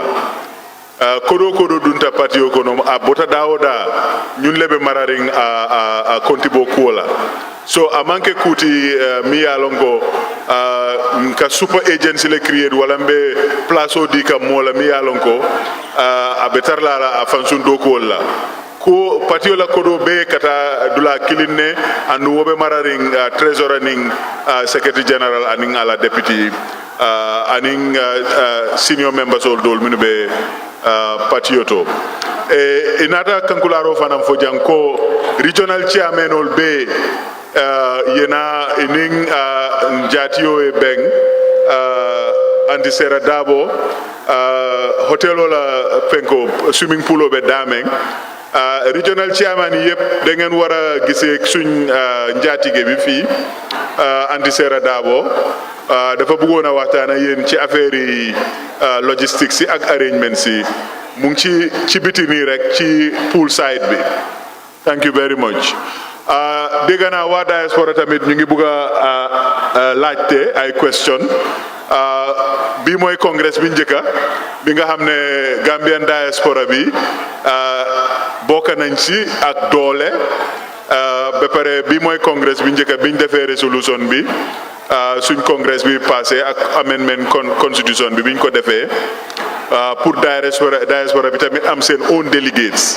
So ñu ne dañ am ay laajte dañ am luñ bëggoon ñu leeral leen rek mun nañoo jóg identify seen boppa ñaawur chairman, I'm coming to you, Chairman Sane. I'm coming to you. We are welcoming comments and questions from the Gambian diaspora. Oh, there is one also behind. Okay. Assalamu alaikum. Mbalbi kontuna. Ndato mukemo kintelete be Switzerland and Begas chapter la kono. Janimbe dia modat lambe party executive will be kontuna and be mol be kontuna many in Congress. They are successful in the thing. It's very orderly. Ana nyinyata bakele fanan puruntol menu be diaspora nga chance soro bi puruka nying Congress nying Grace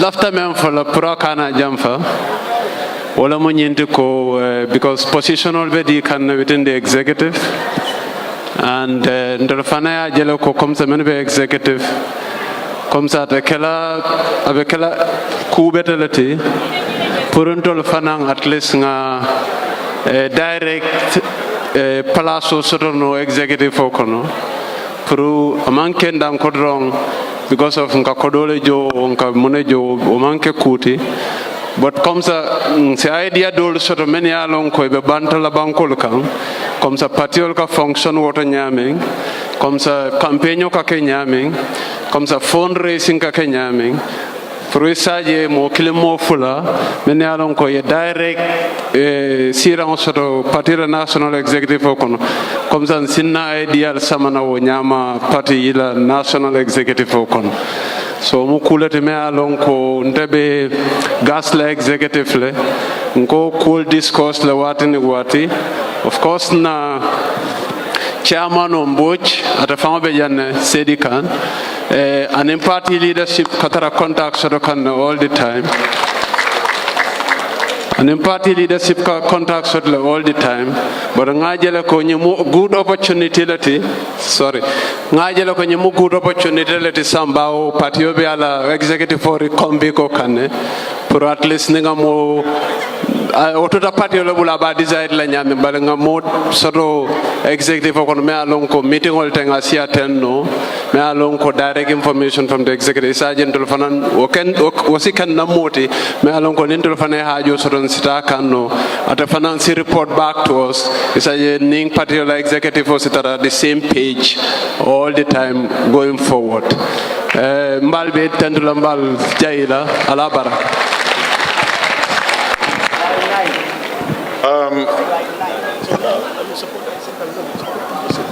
délégué diaspora bi wax na dafa yokk xel rek ne diaspora ñu ngi organise bu baax a baax ci biti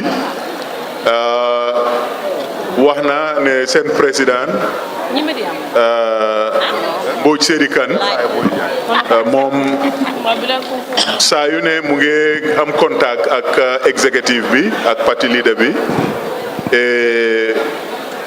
waaye ñoom bugga nañ tamit na suy benn nit sax ñu am ko mu nekk seen contact ak National Executive Committee bi nga xam ne lu ñoo def rek mun nañ koo jaarale ci kooku mun nañ koo def nga xam ne dafa tax party executive bi ak diaspora chapter si ñu nekk ci benn affaire duñ am réero ci benn boor foog naa ci gàttal rek dafa mel ni suggestion la doon joxe ak xelatam bu rafet beneen diaspora member tamit mu ngi fii moom suma xarit la xam naa ko Mr Dabo ñaawur Aliou Dabo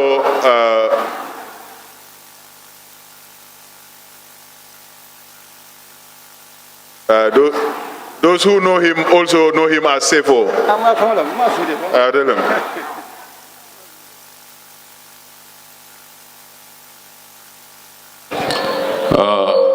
Assalamu alaikum wa rahmatullah.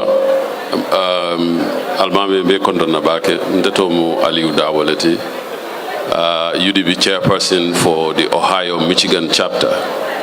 I am also the coordinator of the Diaspora Policy Forum, So nga ñini karo men soto jang a connection also to na badi may men ñini ka from Switzerland.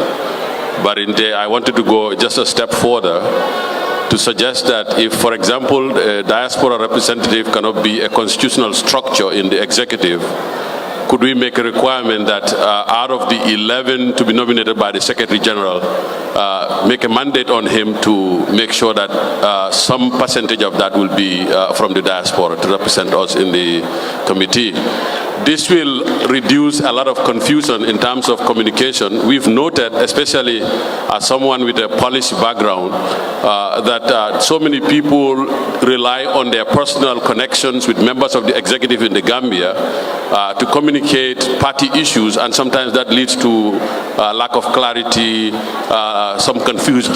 So if we have recognized structures of the diaspora recognized at this convention or this Congress, that would make sure that everybody anywhere in the world will channel their comments, their resources, everything through those persons, and they can liaise with the external relations person in the committee or in the executive to capture issues and concerns from the diaspora.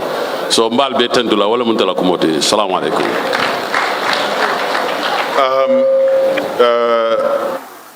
Diaspora delegate Aliou Dabo mu ne moom it dafa bëgg a ñambaas rek ci li suñ diaspora delegate bi jógee Switzerland wa mu ne su fekkee ne munta nekk ci constitution bi lim doon xelaat moom mu ne comme que parti leader jox nañ ko doole léegi mu ngi war a tànn fukk ak benn pour ñu bokk ci executive bi mu ne loolu dina doon dimbale seen liggéey ñoom ñi nekk ci diaspora bi nga xam ne official ak formal channel of communication la nekk foog naa ne xalaat bu rafet la waaye dafa mel ni xalaati mayor of Banjul rek foog naa ne tamit suñ diaspora bi tamit jigéen yi tamit de suñ gannaaw ñu ngi contribute bu baax a baax loolu mun naa nekk foog naa ne sax loolu dafa war a am ci amendement bi ñu reflect ko foofu noonu parce que parti bi mu ngi wax saa yu nekk ne jigéen ñi daal bugga nañ ñu gën a jiitu suñ yaay yi aji yam seka national président bi aji yamu ndaw jeyaabo ñii yëpp saa yuñ waxee rek bamtuwaat ko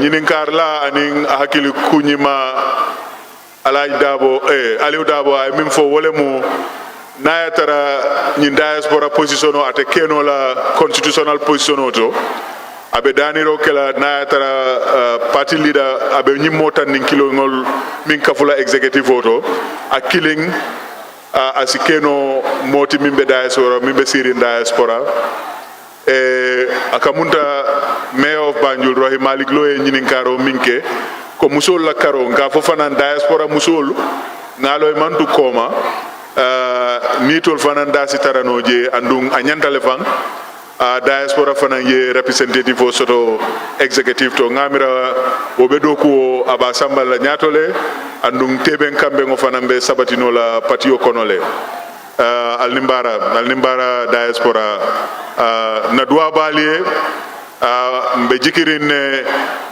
atol fana mbe carte o fayla le 2021 mbe ndango be kelale pour Gambian diaspora be dawoda kabo Guinea Bissau pakao Guinea Bissau kata fo Seattle America Gambiano be dawoda inyantolem pour ye carte o fay. I think finally, to respond to the issue of diaspora raised by the two speakers, the issues under discussion, the leadership of the party is discussing with the chairperson of the diaspora surrounding their representation in the national executive. There are technicalities and legal matters that have to look into. Whatever is feasible, certainly the due of diaspora will be given. Honorable IJS Daboko,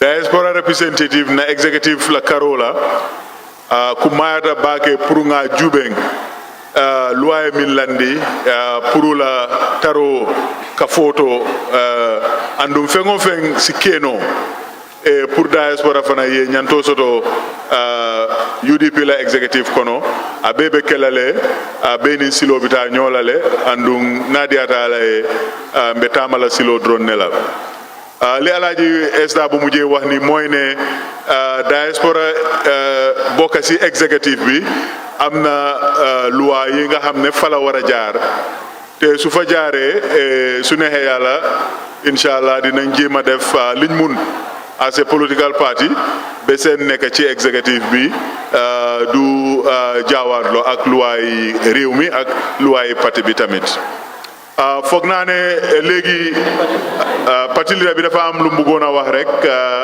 ñu oko Alhaji Ousainou Darboe, you have the floor, sir.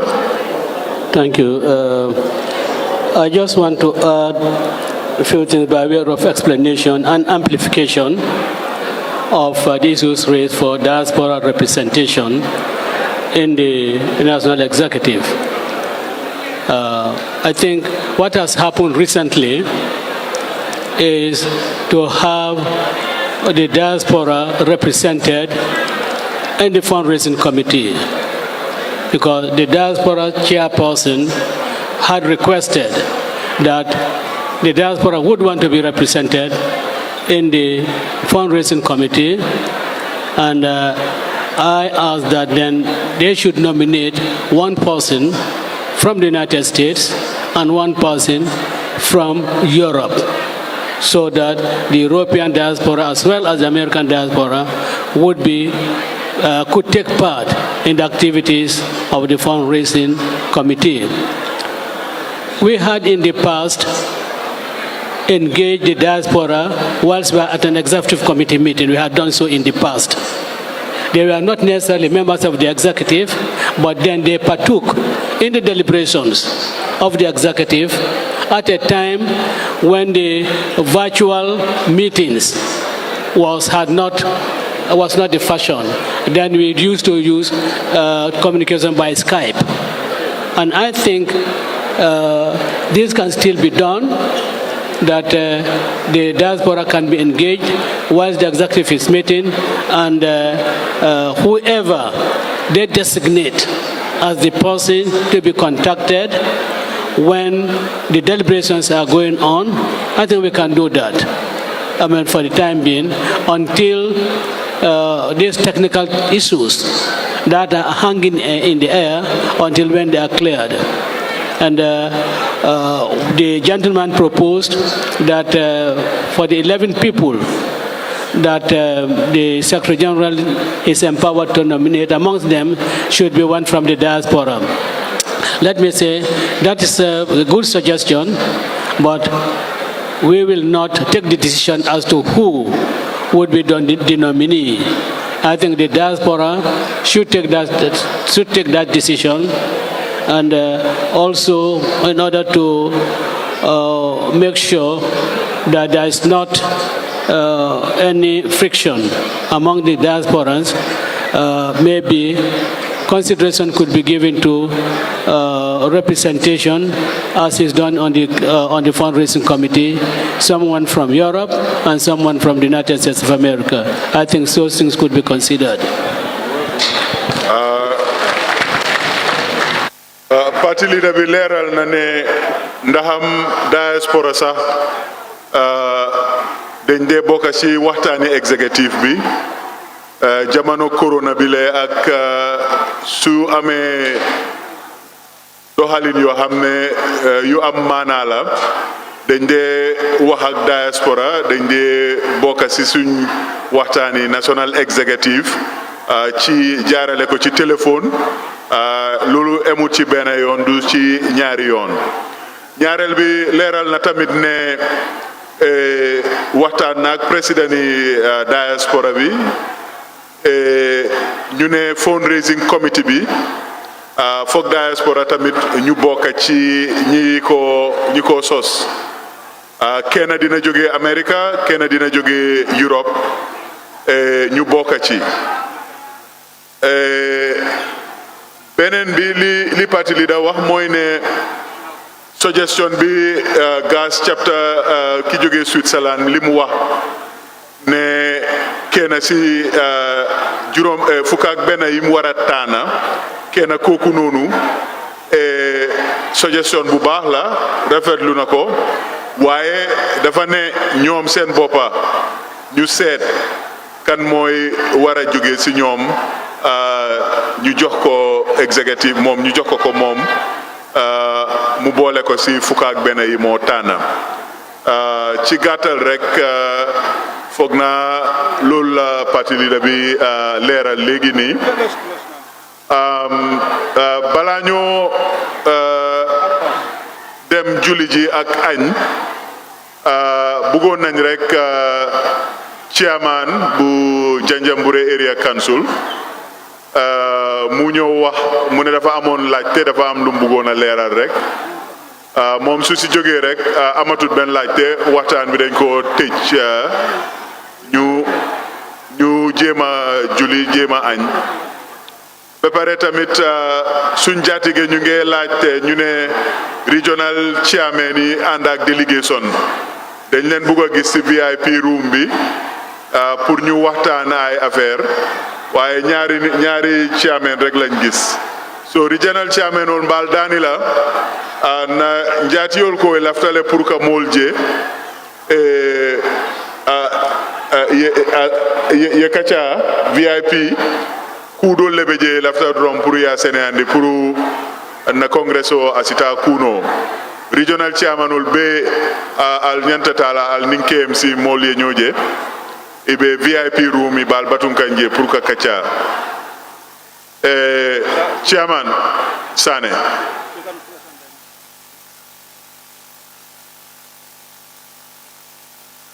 Chairman Sane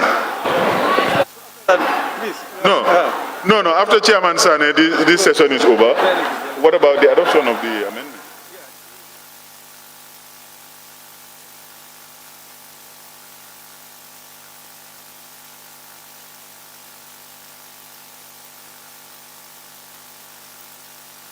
This is the amendment.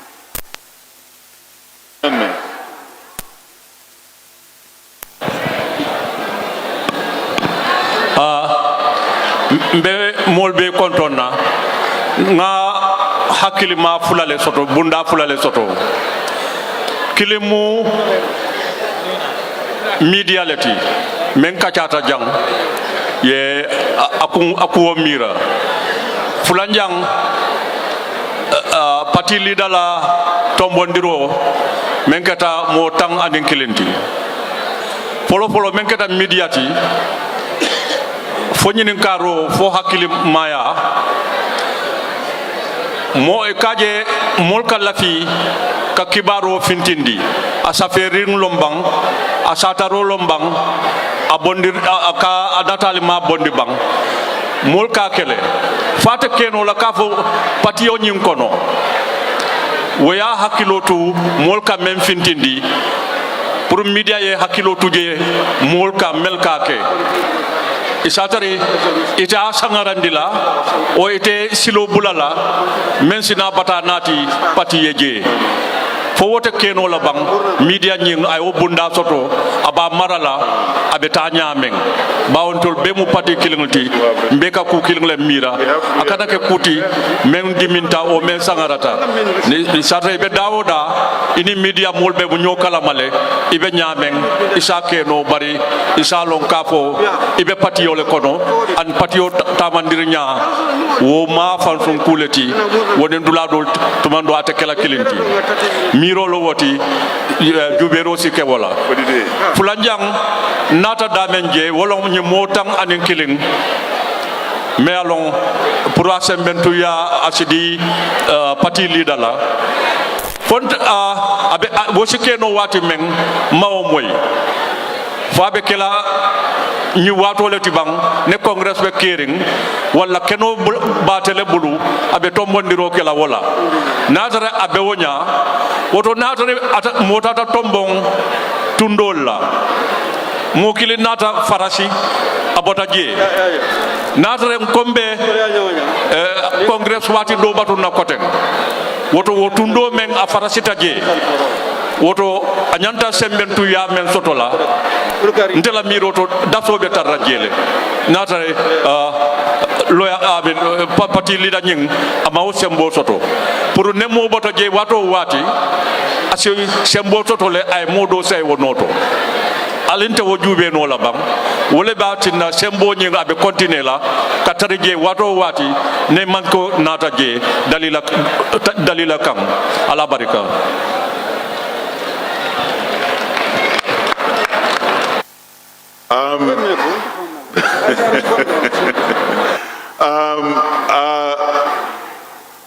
Chairman Janjanbureh Area Council daf doon yokk xelaat rek ne ci affaire yi media ñan ñooy mun a génnee xibaar ci UDP ñan ñooy mun a génnee wax ci turi UDP loolu loo xam ne la war nañ koo bàyyi xel bu baax war nañ di ko sàmm ba nga xam ne su wax génnee rek dafa nekk wax boo xam ne du am ñaari coow beneen bi xelal bi mu ñu jox mooy rek ne affaire yi ñi nga xam ne ñoom la parti li la war a tànna doole bi war nañ koo seet bu baax ba nga xam ne su leen taanee tamit war naa mun a am opportunity pour replace leen su fekkee ne gis na ne ñooñu ni ñoo doxalee xëj na àndut ak li gën a dimbale parti bi wala li ko yóbbu ci kanam. Chairman Congress Secretariat bi mu ngi wax ne benn item moo des balaa ñoo añi ñu jéem a seet resolution si rek yi Congress am ren yu néew la nag so daf doon wax ne ndax mun nañoo def loolu ci benn diir bu gàtta suñ paree fii dem añ rek ñu tasaaroo pour tey suñoo dellu si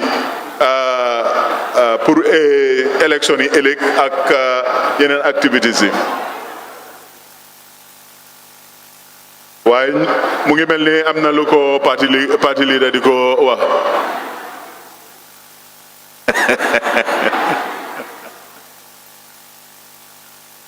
Mayor tell us about the mayor.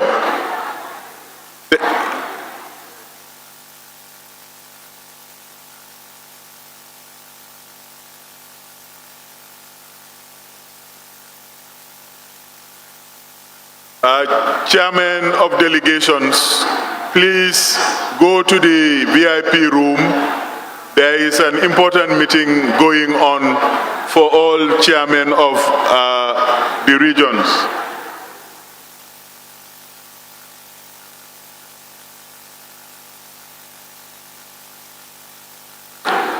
Administrative Chairman Secretariat.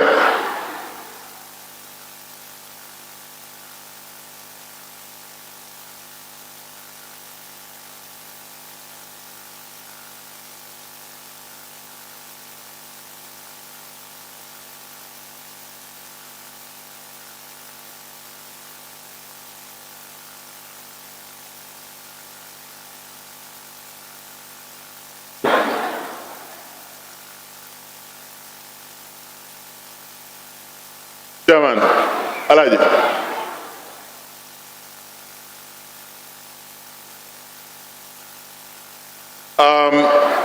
Comme waxtaan nañ affaire yi constitutional amendment bi dégg nañ xalaat yi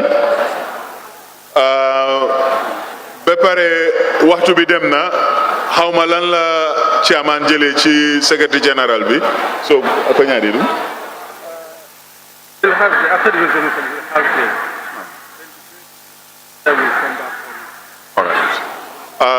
di leeral rek ñu ne su fekkee ne def nañ résolution si ba pare waaye balaa loolu foog ñu adopt amendment si ñu wax léegi nii dinañ ko gën a mun a binda mu gën a ànd ak luwaay constitution bi ak ñun suñ drafting style bi waaye comme que am nañ waxtaan bi nii dama bëggoon a laaj congrès rek ndax amendment siñ fi wax yépp d'accord ngeen ci soo leen si d'accordé wax leen waaw soo leen si d'accordul nag ngeen ne déedéet mbe moldani la sayen kacha tambitale ika fo nyame liro futata tongotole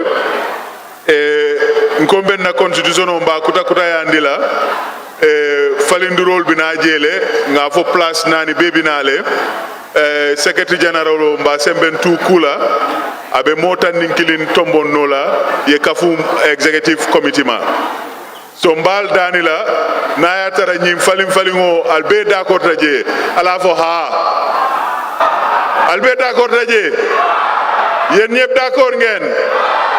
Those who want to adopt this Congress constitutional amendment, say aye. Thank you very much. The ayes have it. Saying kundi ne tuta jedrong, party leader ya fonyameng, and executive ya fonyameng. Me resolution dan ne sotola ni wokola mbita kontola wokola fana mba jube na fo nsi kudo keno konton kola ngamira secretariat congress secretariat resolution ol beto lebulo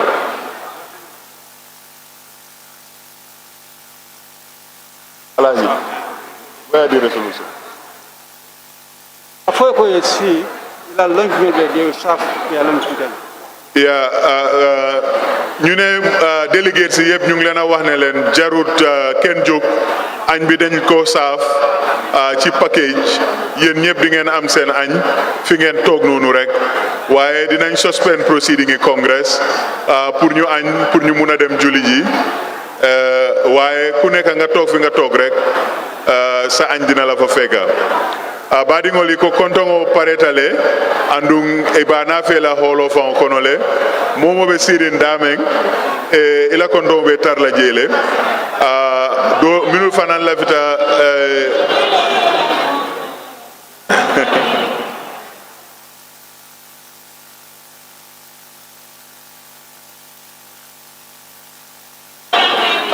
Congress Secretariat ye resolution ol parendile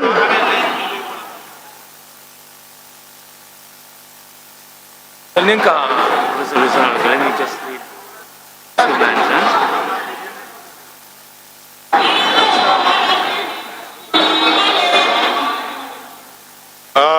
Alganyola moy ñu déglo National Youth President United Democratic Party Honorable Suleiman Saho moom moo am youth resolution bu mbuga waxa Congress patiola fondinke president o Suleiman Saho atele lafta pour ka fondinke o la resolution o kana fe Congress Suleiman Saho thank you na fole sayndo ego konton mobe si konton be janne anbe fila bu ken dem so joge rek da nga isi jahaso ci place bi ñu ngi leena ñaan ngeen xaar rek añ bi dina leen ñëw fekkalen fofu.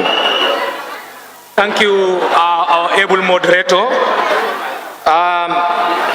His Excellency Usaini Dabo, the National Party Leader, the National Executive, Lord Mayor, Lord Mayoress, Majority Leader of the House, Honorable Members, Councillors, distinguished ladies and gentlemen, our able Secretariat, youth, women, Assalamu alaikum wa rahmatullahi wa barakatuh. Distinguished delegates, today marks another historic day of the party. Congress is a requirement of electoral laws of the Gambia. UDP, being a democratic party, cannot afford to compromise that. Honorable delegates, my speech will be centered on the youths folk who are the today's and the future leaders of our country. Fellow youths, we have a great task ahead of us. We must be united in salvaging our country from the punks of economic robbers, tribalists, and self-perpetuation. My fellow youths, whether you know it or not, the future is in our hands. Never compromise your dignity and history to the people who you share equal rights with. 2021 will be a turning point in our history. Sooner or later, there will be a new government in this country.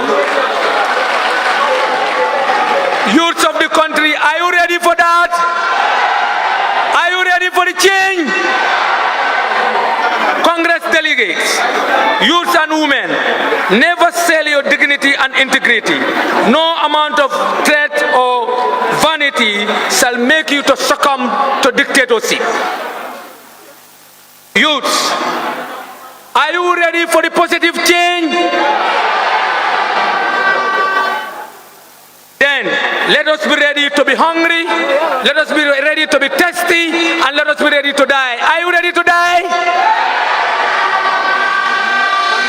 My fellow youths, we must nurture peace and unity. Peace is a precious commodity and must not associate ourselves to things that threaten peace, i.e. injustice, abuses. They are threat to peace. Honorable delegates, when the UDP government comes, what do you want as youths? Do you know what you want? Do you know what you want? One, you need employment. Do you have employment? No. Second one, do you need self-food sufficiency? Then vote for UDP government 2021. You will be self-fed. The third thing that we have for you, we will create recreational centers for the youth where they will develop mental and physical strength. Do you need that? It's only UDP government that can serve you. Distinguished delegates, we want to make youths to be a dignified youth in this country where they will be employed gainfully, where they will not have stress, where they will not venture into back way. It's only UDP government that can eradicate that. Do you want that? Honorable delegates, we want to promote our culture, and it's only the youth of UDP that can promote culture into this country. So then vote for UDP. We have cultural promotion in this country. Honorable delegates, I will not conclude without thanking my youth coordinators for the support given to me and the entire executive throughout the course. The following youth coordinators will be recognized from the length and breadth of the country. Yaya Kwate of Banjul. Can you clap for Yaya Kwate of Banjul? Nyaur Koma of KMC. Can you clap for Nyaur Koma of KMC? Sajo Dabo of West Coast, can you clap for him? Lamin Gassama of North Bank region, can you clap for him? Jaula Kante of LRR, can you clap for him? Usman Sabal of CRR South, can you clap for him? Paboy Silla of CRR North, can you clap for them? These are our able youth coordinators who help me for us to be successful in our work. Honorable delegate members, we now come to the following resolutions made by the committee. Dembo. Yes.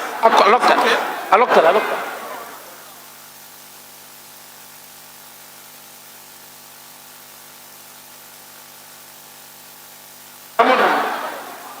We have the following proposed resolutions. You are for Not for the you are a little bit.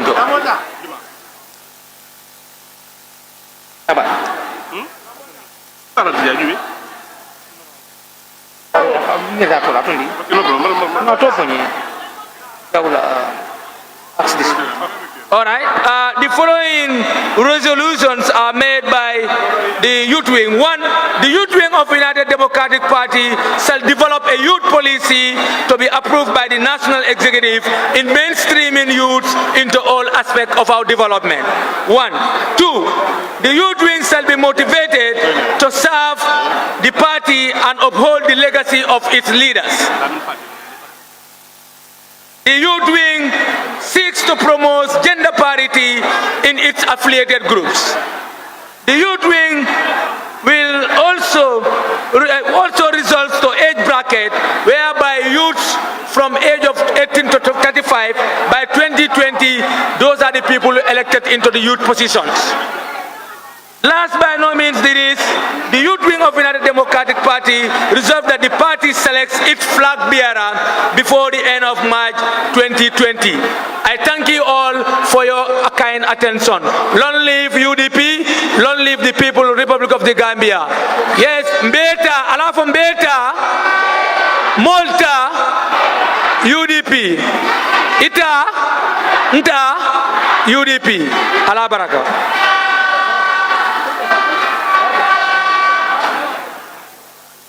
Jërëjëf National President United Democratic Party Youth Wing. Wax na fi ne am nañ résolution bu jógee ci Youth Wing bi. Résolution baa ngi ñaan parti bi pour ñu bàyyi Youth Wing bi ñu defar National Youth Policy mooy téere boo xam ne moom mooy dimbale Youth Wing parti bi mu yóbbu ndawi parti bi ci kanam ndax ñu mun a gën a bokk ci xelaati parti bi ci décision yi parti bi di def ba pare tamit affaire yi diggante góor ak jigéen ci parti bi li ñoo wax gender parity Youth Wing bi tamit mu am ko ci seen doxalin ak ci seen liggéey. Badingo National Youth President Honorable Suleiman Sahoe Mimfojang ako patiola fondinkewol ye resolution o nafe ka patio dani ka Congress dani pour ye la National Youth Policy sotono wole mu kitab bati mimbe tarala marale fondinkewol la kuol la fondinkewol be kuol tamandi la nyameng andung musol fanang ye sembentu sako na sunkutu ndingol aning musu fondinkewol aya fo fanan ko ning patiola fondinkewol yela dogo keno patio sita nyato nyine muto la resolution oti resolution fulanjango wobe kataring jati kende a kuolto mbafola angale kangoto mbafola maniga kangoto mbafola surwa kangoto whereas the COVID-19 pandemic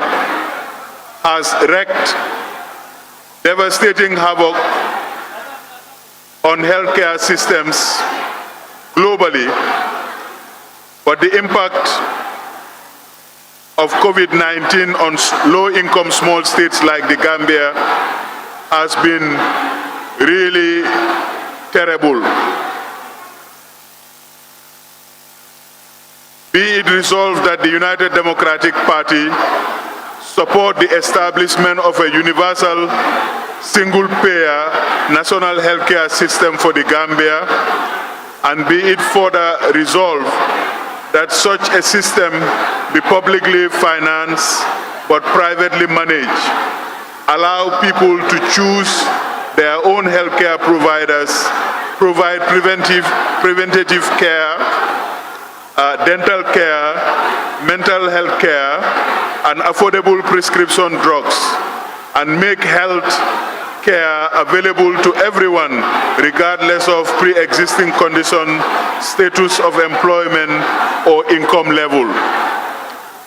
Albe alone Gambia anin dunia bebe yankan katole kono nin kuran o ka fo miye COVID-19 afela ay ko jamale fintindi moliaje ko na lopitanolu na jaral dulalu e mantara parerim pour ñi yankan kadi fasongol so patio ba fola ko say nyanta nga kata sako ninta nga UDP government soto pour ka l'hôpital londi aning jaral dulal londi mi yalon ko na namu kodo wole ba jola momo tata je natara nyindi mole bela natara kundi mole bela courant bela isitano jele ye jara andu te fen jola je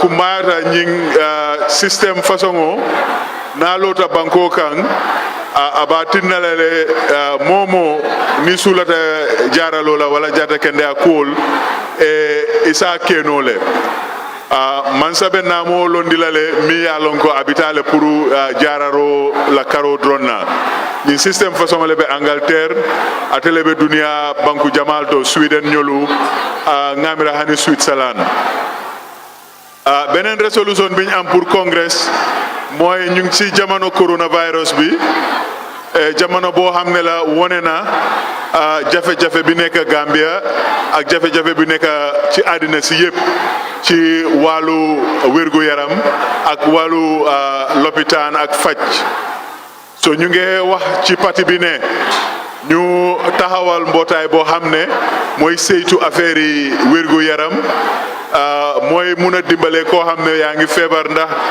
jabet bi nga amee ndax da nga am buñ buy métti ndax da nga am boppa buy métti feebar façon bu nekk nga mun a dem nga mun a nekk di faju boobu nag mbootaay bi ko séentu dafa jóge ci alali réew mi dafa nekk public service dafa mel ni public insurance la nekk waaye ku nekk war naa mun a dem faju ci lopitaan te doo ci fay dara waaye dina fekk suñ naamo yi ñoo collecte ak yu demee noonu gis naa ne añ bi ñëw na mu ngi mel ni congrès bi sax raj na tey xëj na waroon nañoo bañ a wax affaire yi añ wala war nañoo wax because gis naa ne kiyankay yëpp jóg nañ dem nañ kenn gisatu leen gis naa ne goro kiyankay tamit ñoom it ñu ngi toog ba tey so baɗigol mbe kacca dandila janne folo fo konton kola mba juɓe nale fo mbe murlana ne fonte murlanan ngamira hani na parti leader fanan alafta pisal lale ala diamula ayatu koma janne o man konton folo bare mbe délégation ol be konton na ba vole alama konton diala andung o kola ning kankularo be je minale dron nga kuwo fo jang ala baraka limbara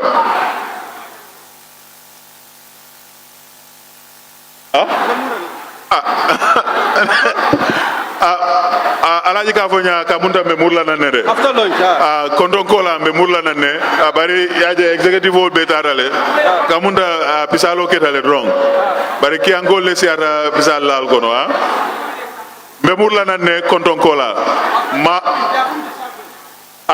konton mi atolla konton be tarla holo kono janne mol kanale ni ini pasulol kanale albe si al konton be futala al male inshallah Al-Nimbara la barakam. Saraba Mane, Youth Coordinator, Base URR, National Youth President ko abe kontona ayalon ne ko ibe janne. Inimbara.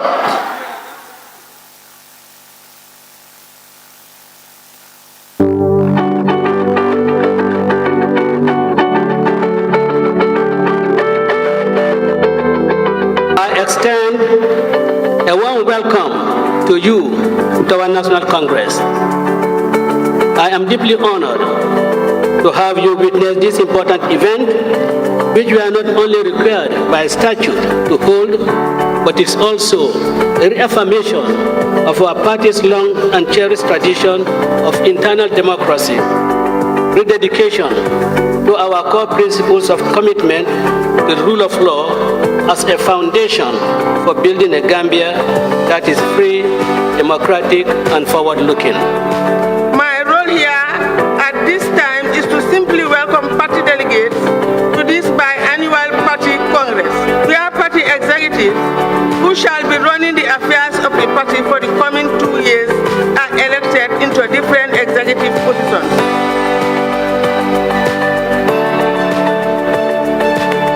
At this Congress, the United Democratic Party will set the foundations and build the roadmap that will demonstrate to the whole of the Gambia that we are indeed a party like no other. UDP is more than a political party. It is an idea etched into the hearts and minds of its membership and supporters. This Congress shall reiterate the values of our party. The Gambia yearns for a new kind of politics, a politics that will seek to address the real issues and challenges of our youth, women, and our country. We all look forward to the Congress of quality discussions and substance, comprehensive demonstrations of our plans and vision for the country, and a clear roadmap that will deliver the Gambian people out of 26 years of poverty, corruption, and underdevelopment. I am, with confidence, looking forward to a fruitful and robust engagement with colleagues and members as we collectively chart a way forward and prepare for what will be a defining election.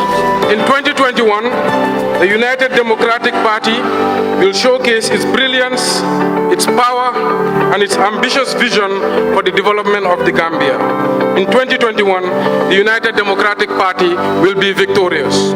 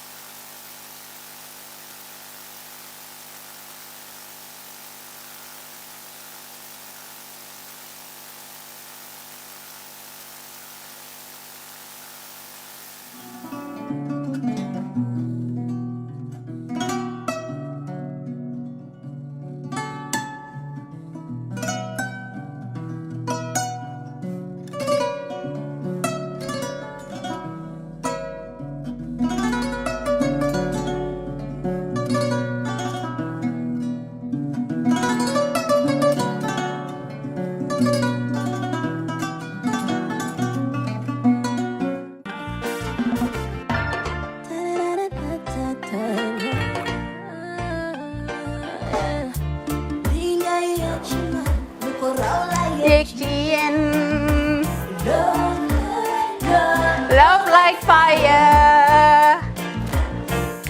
Wow.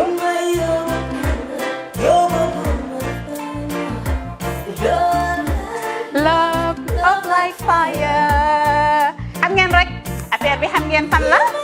Skincare la. 2020 lañ wax de. Waaw. Fii nag mooy Kerr fan Kerr zero tache. Perfect skin. Skincare saa su ne rek niñ ko dee defee rek. Loo lañ soxlaati rek. Maanaam bu ngeen am problème ci seen skin yéen xam ngeen fan la fii ngeen di ñëw suma xarit yeeg am di jàmm yi nga xam ne taas daf lañ sonaloon xam nga doon xeesal bel laka xum éneew ma lañ ko nag waaye just in case comme ni ko gars yi di waxee rek en cas just in case loolu xew xam ngeen fi ngeen di ñëw Skincare Plus si yu baax rek la ñoo dox nag ay baax rek fu ne la ñoo dem ci réew mi di lañ indi rek nag products yu baax du Paris du Italie du USA du fi mu nekk nii sax boole nañ ci nag Sweden fu nekk lañ leen a indilee products bu dee tamit nag da nga ñuul rek ñu lay jamaa natural beauty that melanin dripping we do have stuff for you as well emuñ si skincare products rek ñu ngi ci cuub yi tamit fu ne la ñoo jaar in fact sax last commercial bi ñu defoon waxuñ leen woon ne dañoo dox ci ay kawar 9A grade rek nag waaw we do have bundles as well hair si lu ne la ñoo dox ñun ñu ngi ci rafetal jigéen rek luy taaral jigéen rek waaw boo leen di tukki tamit bëggoon rek classic suitcase ñu dañoo dox ci ay Samsonite duñ dee indi any brand of suitcases though other than Samsonite comme li ma dee wax rek boo eggee airport dëri Samsonite dafa am nuñ laa xoolee waaw ngeen lan nag waaw skin ci moom la ñu gën a xamee nag skincare products ci moom la ñu gën a xamee ñu ngi dox tamit bentey tamit si ay dàlla waaye man nag skincare mooy suma specialty xam nga rek jigéen bu sa xar kanam réglé loo def mu jag am nañ Patricia Reiner Kiwi Eye the whole range Lighten Up Gold Tomatine I mean the list can just go on and on and on and on lépp loo xam ne rek luy taaral jigéen la ci yooyu rek la ñoo dox Skincare Plus nag emuñ si Gambia rek ñu ngi United States ñu ngi Gambia fii ba pare bu dee yaa ngi anywhere in Europe mun nañ la ko mail within 3 days rek ñetti fan rek nga jot say diw emuñ si loolu rek dañ laa consult tamit balaa ñu laa jaay diw dinañ def a free consultation pour wax la rek exactly li nga xam ne moo méngoo ak sa kanam dinañ leen wax tamit ne rek am nañ perfumes fragrances men's shirts accessories we do dresses as well we do blouses I mean we do shoes name it we do them Skincare Plus 2020 is our year of perfection zero task fi mu nekk nii réew mi fii kenn waratu fi task kenn waratu fi am problème kanam kenn waratu fi am problème yu picca boo ko amee dafa fekk ne rek ñëwuloo ci place bi fii love like fire bring my yobu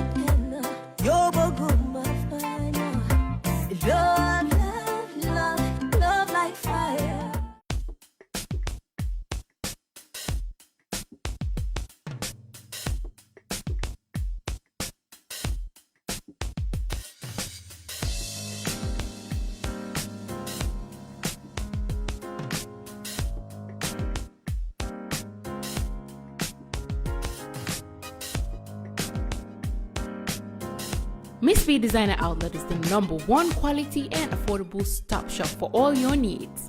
Get your evening dresses, suit and ties, office wears for both ladies and gentlemen, beach wears, sport wears, pure leather shoes for men, quality belts, bags, heels for all beautiful ladies, original perfumes, accessories, and a lot more.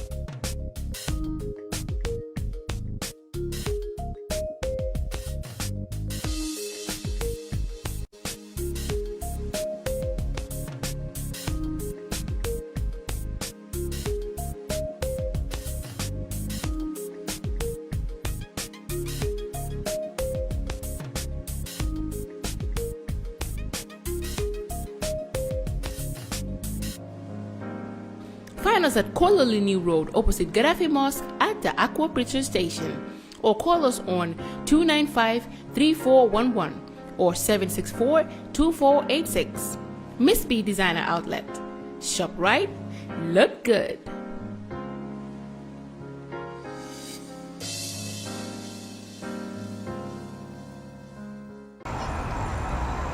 When we touch down, get a broke down.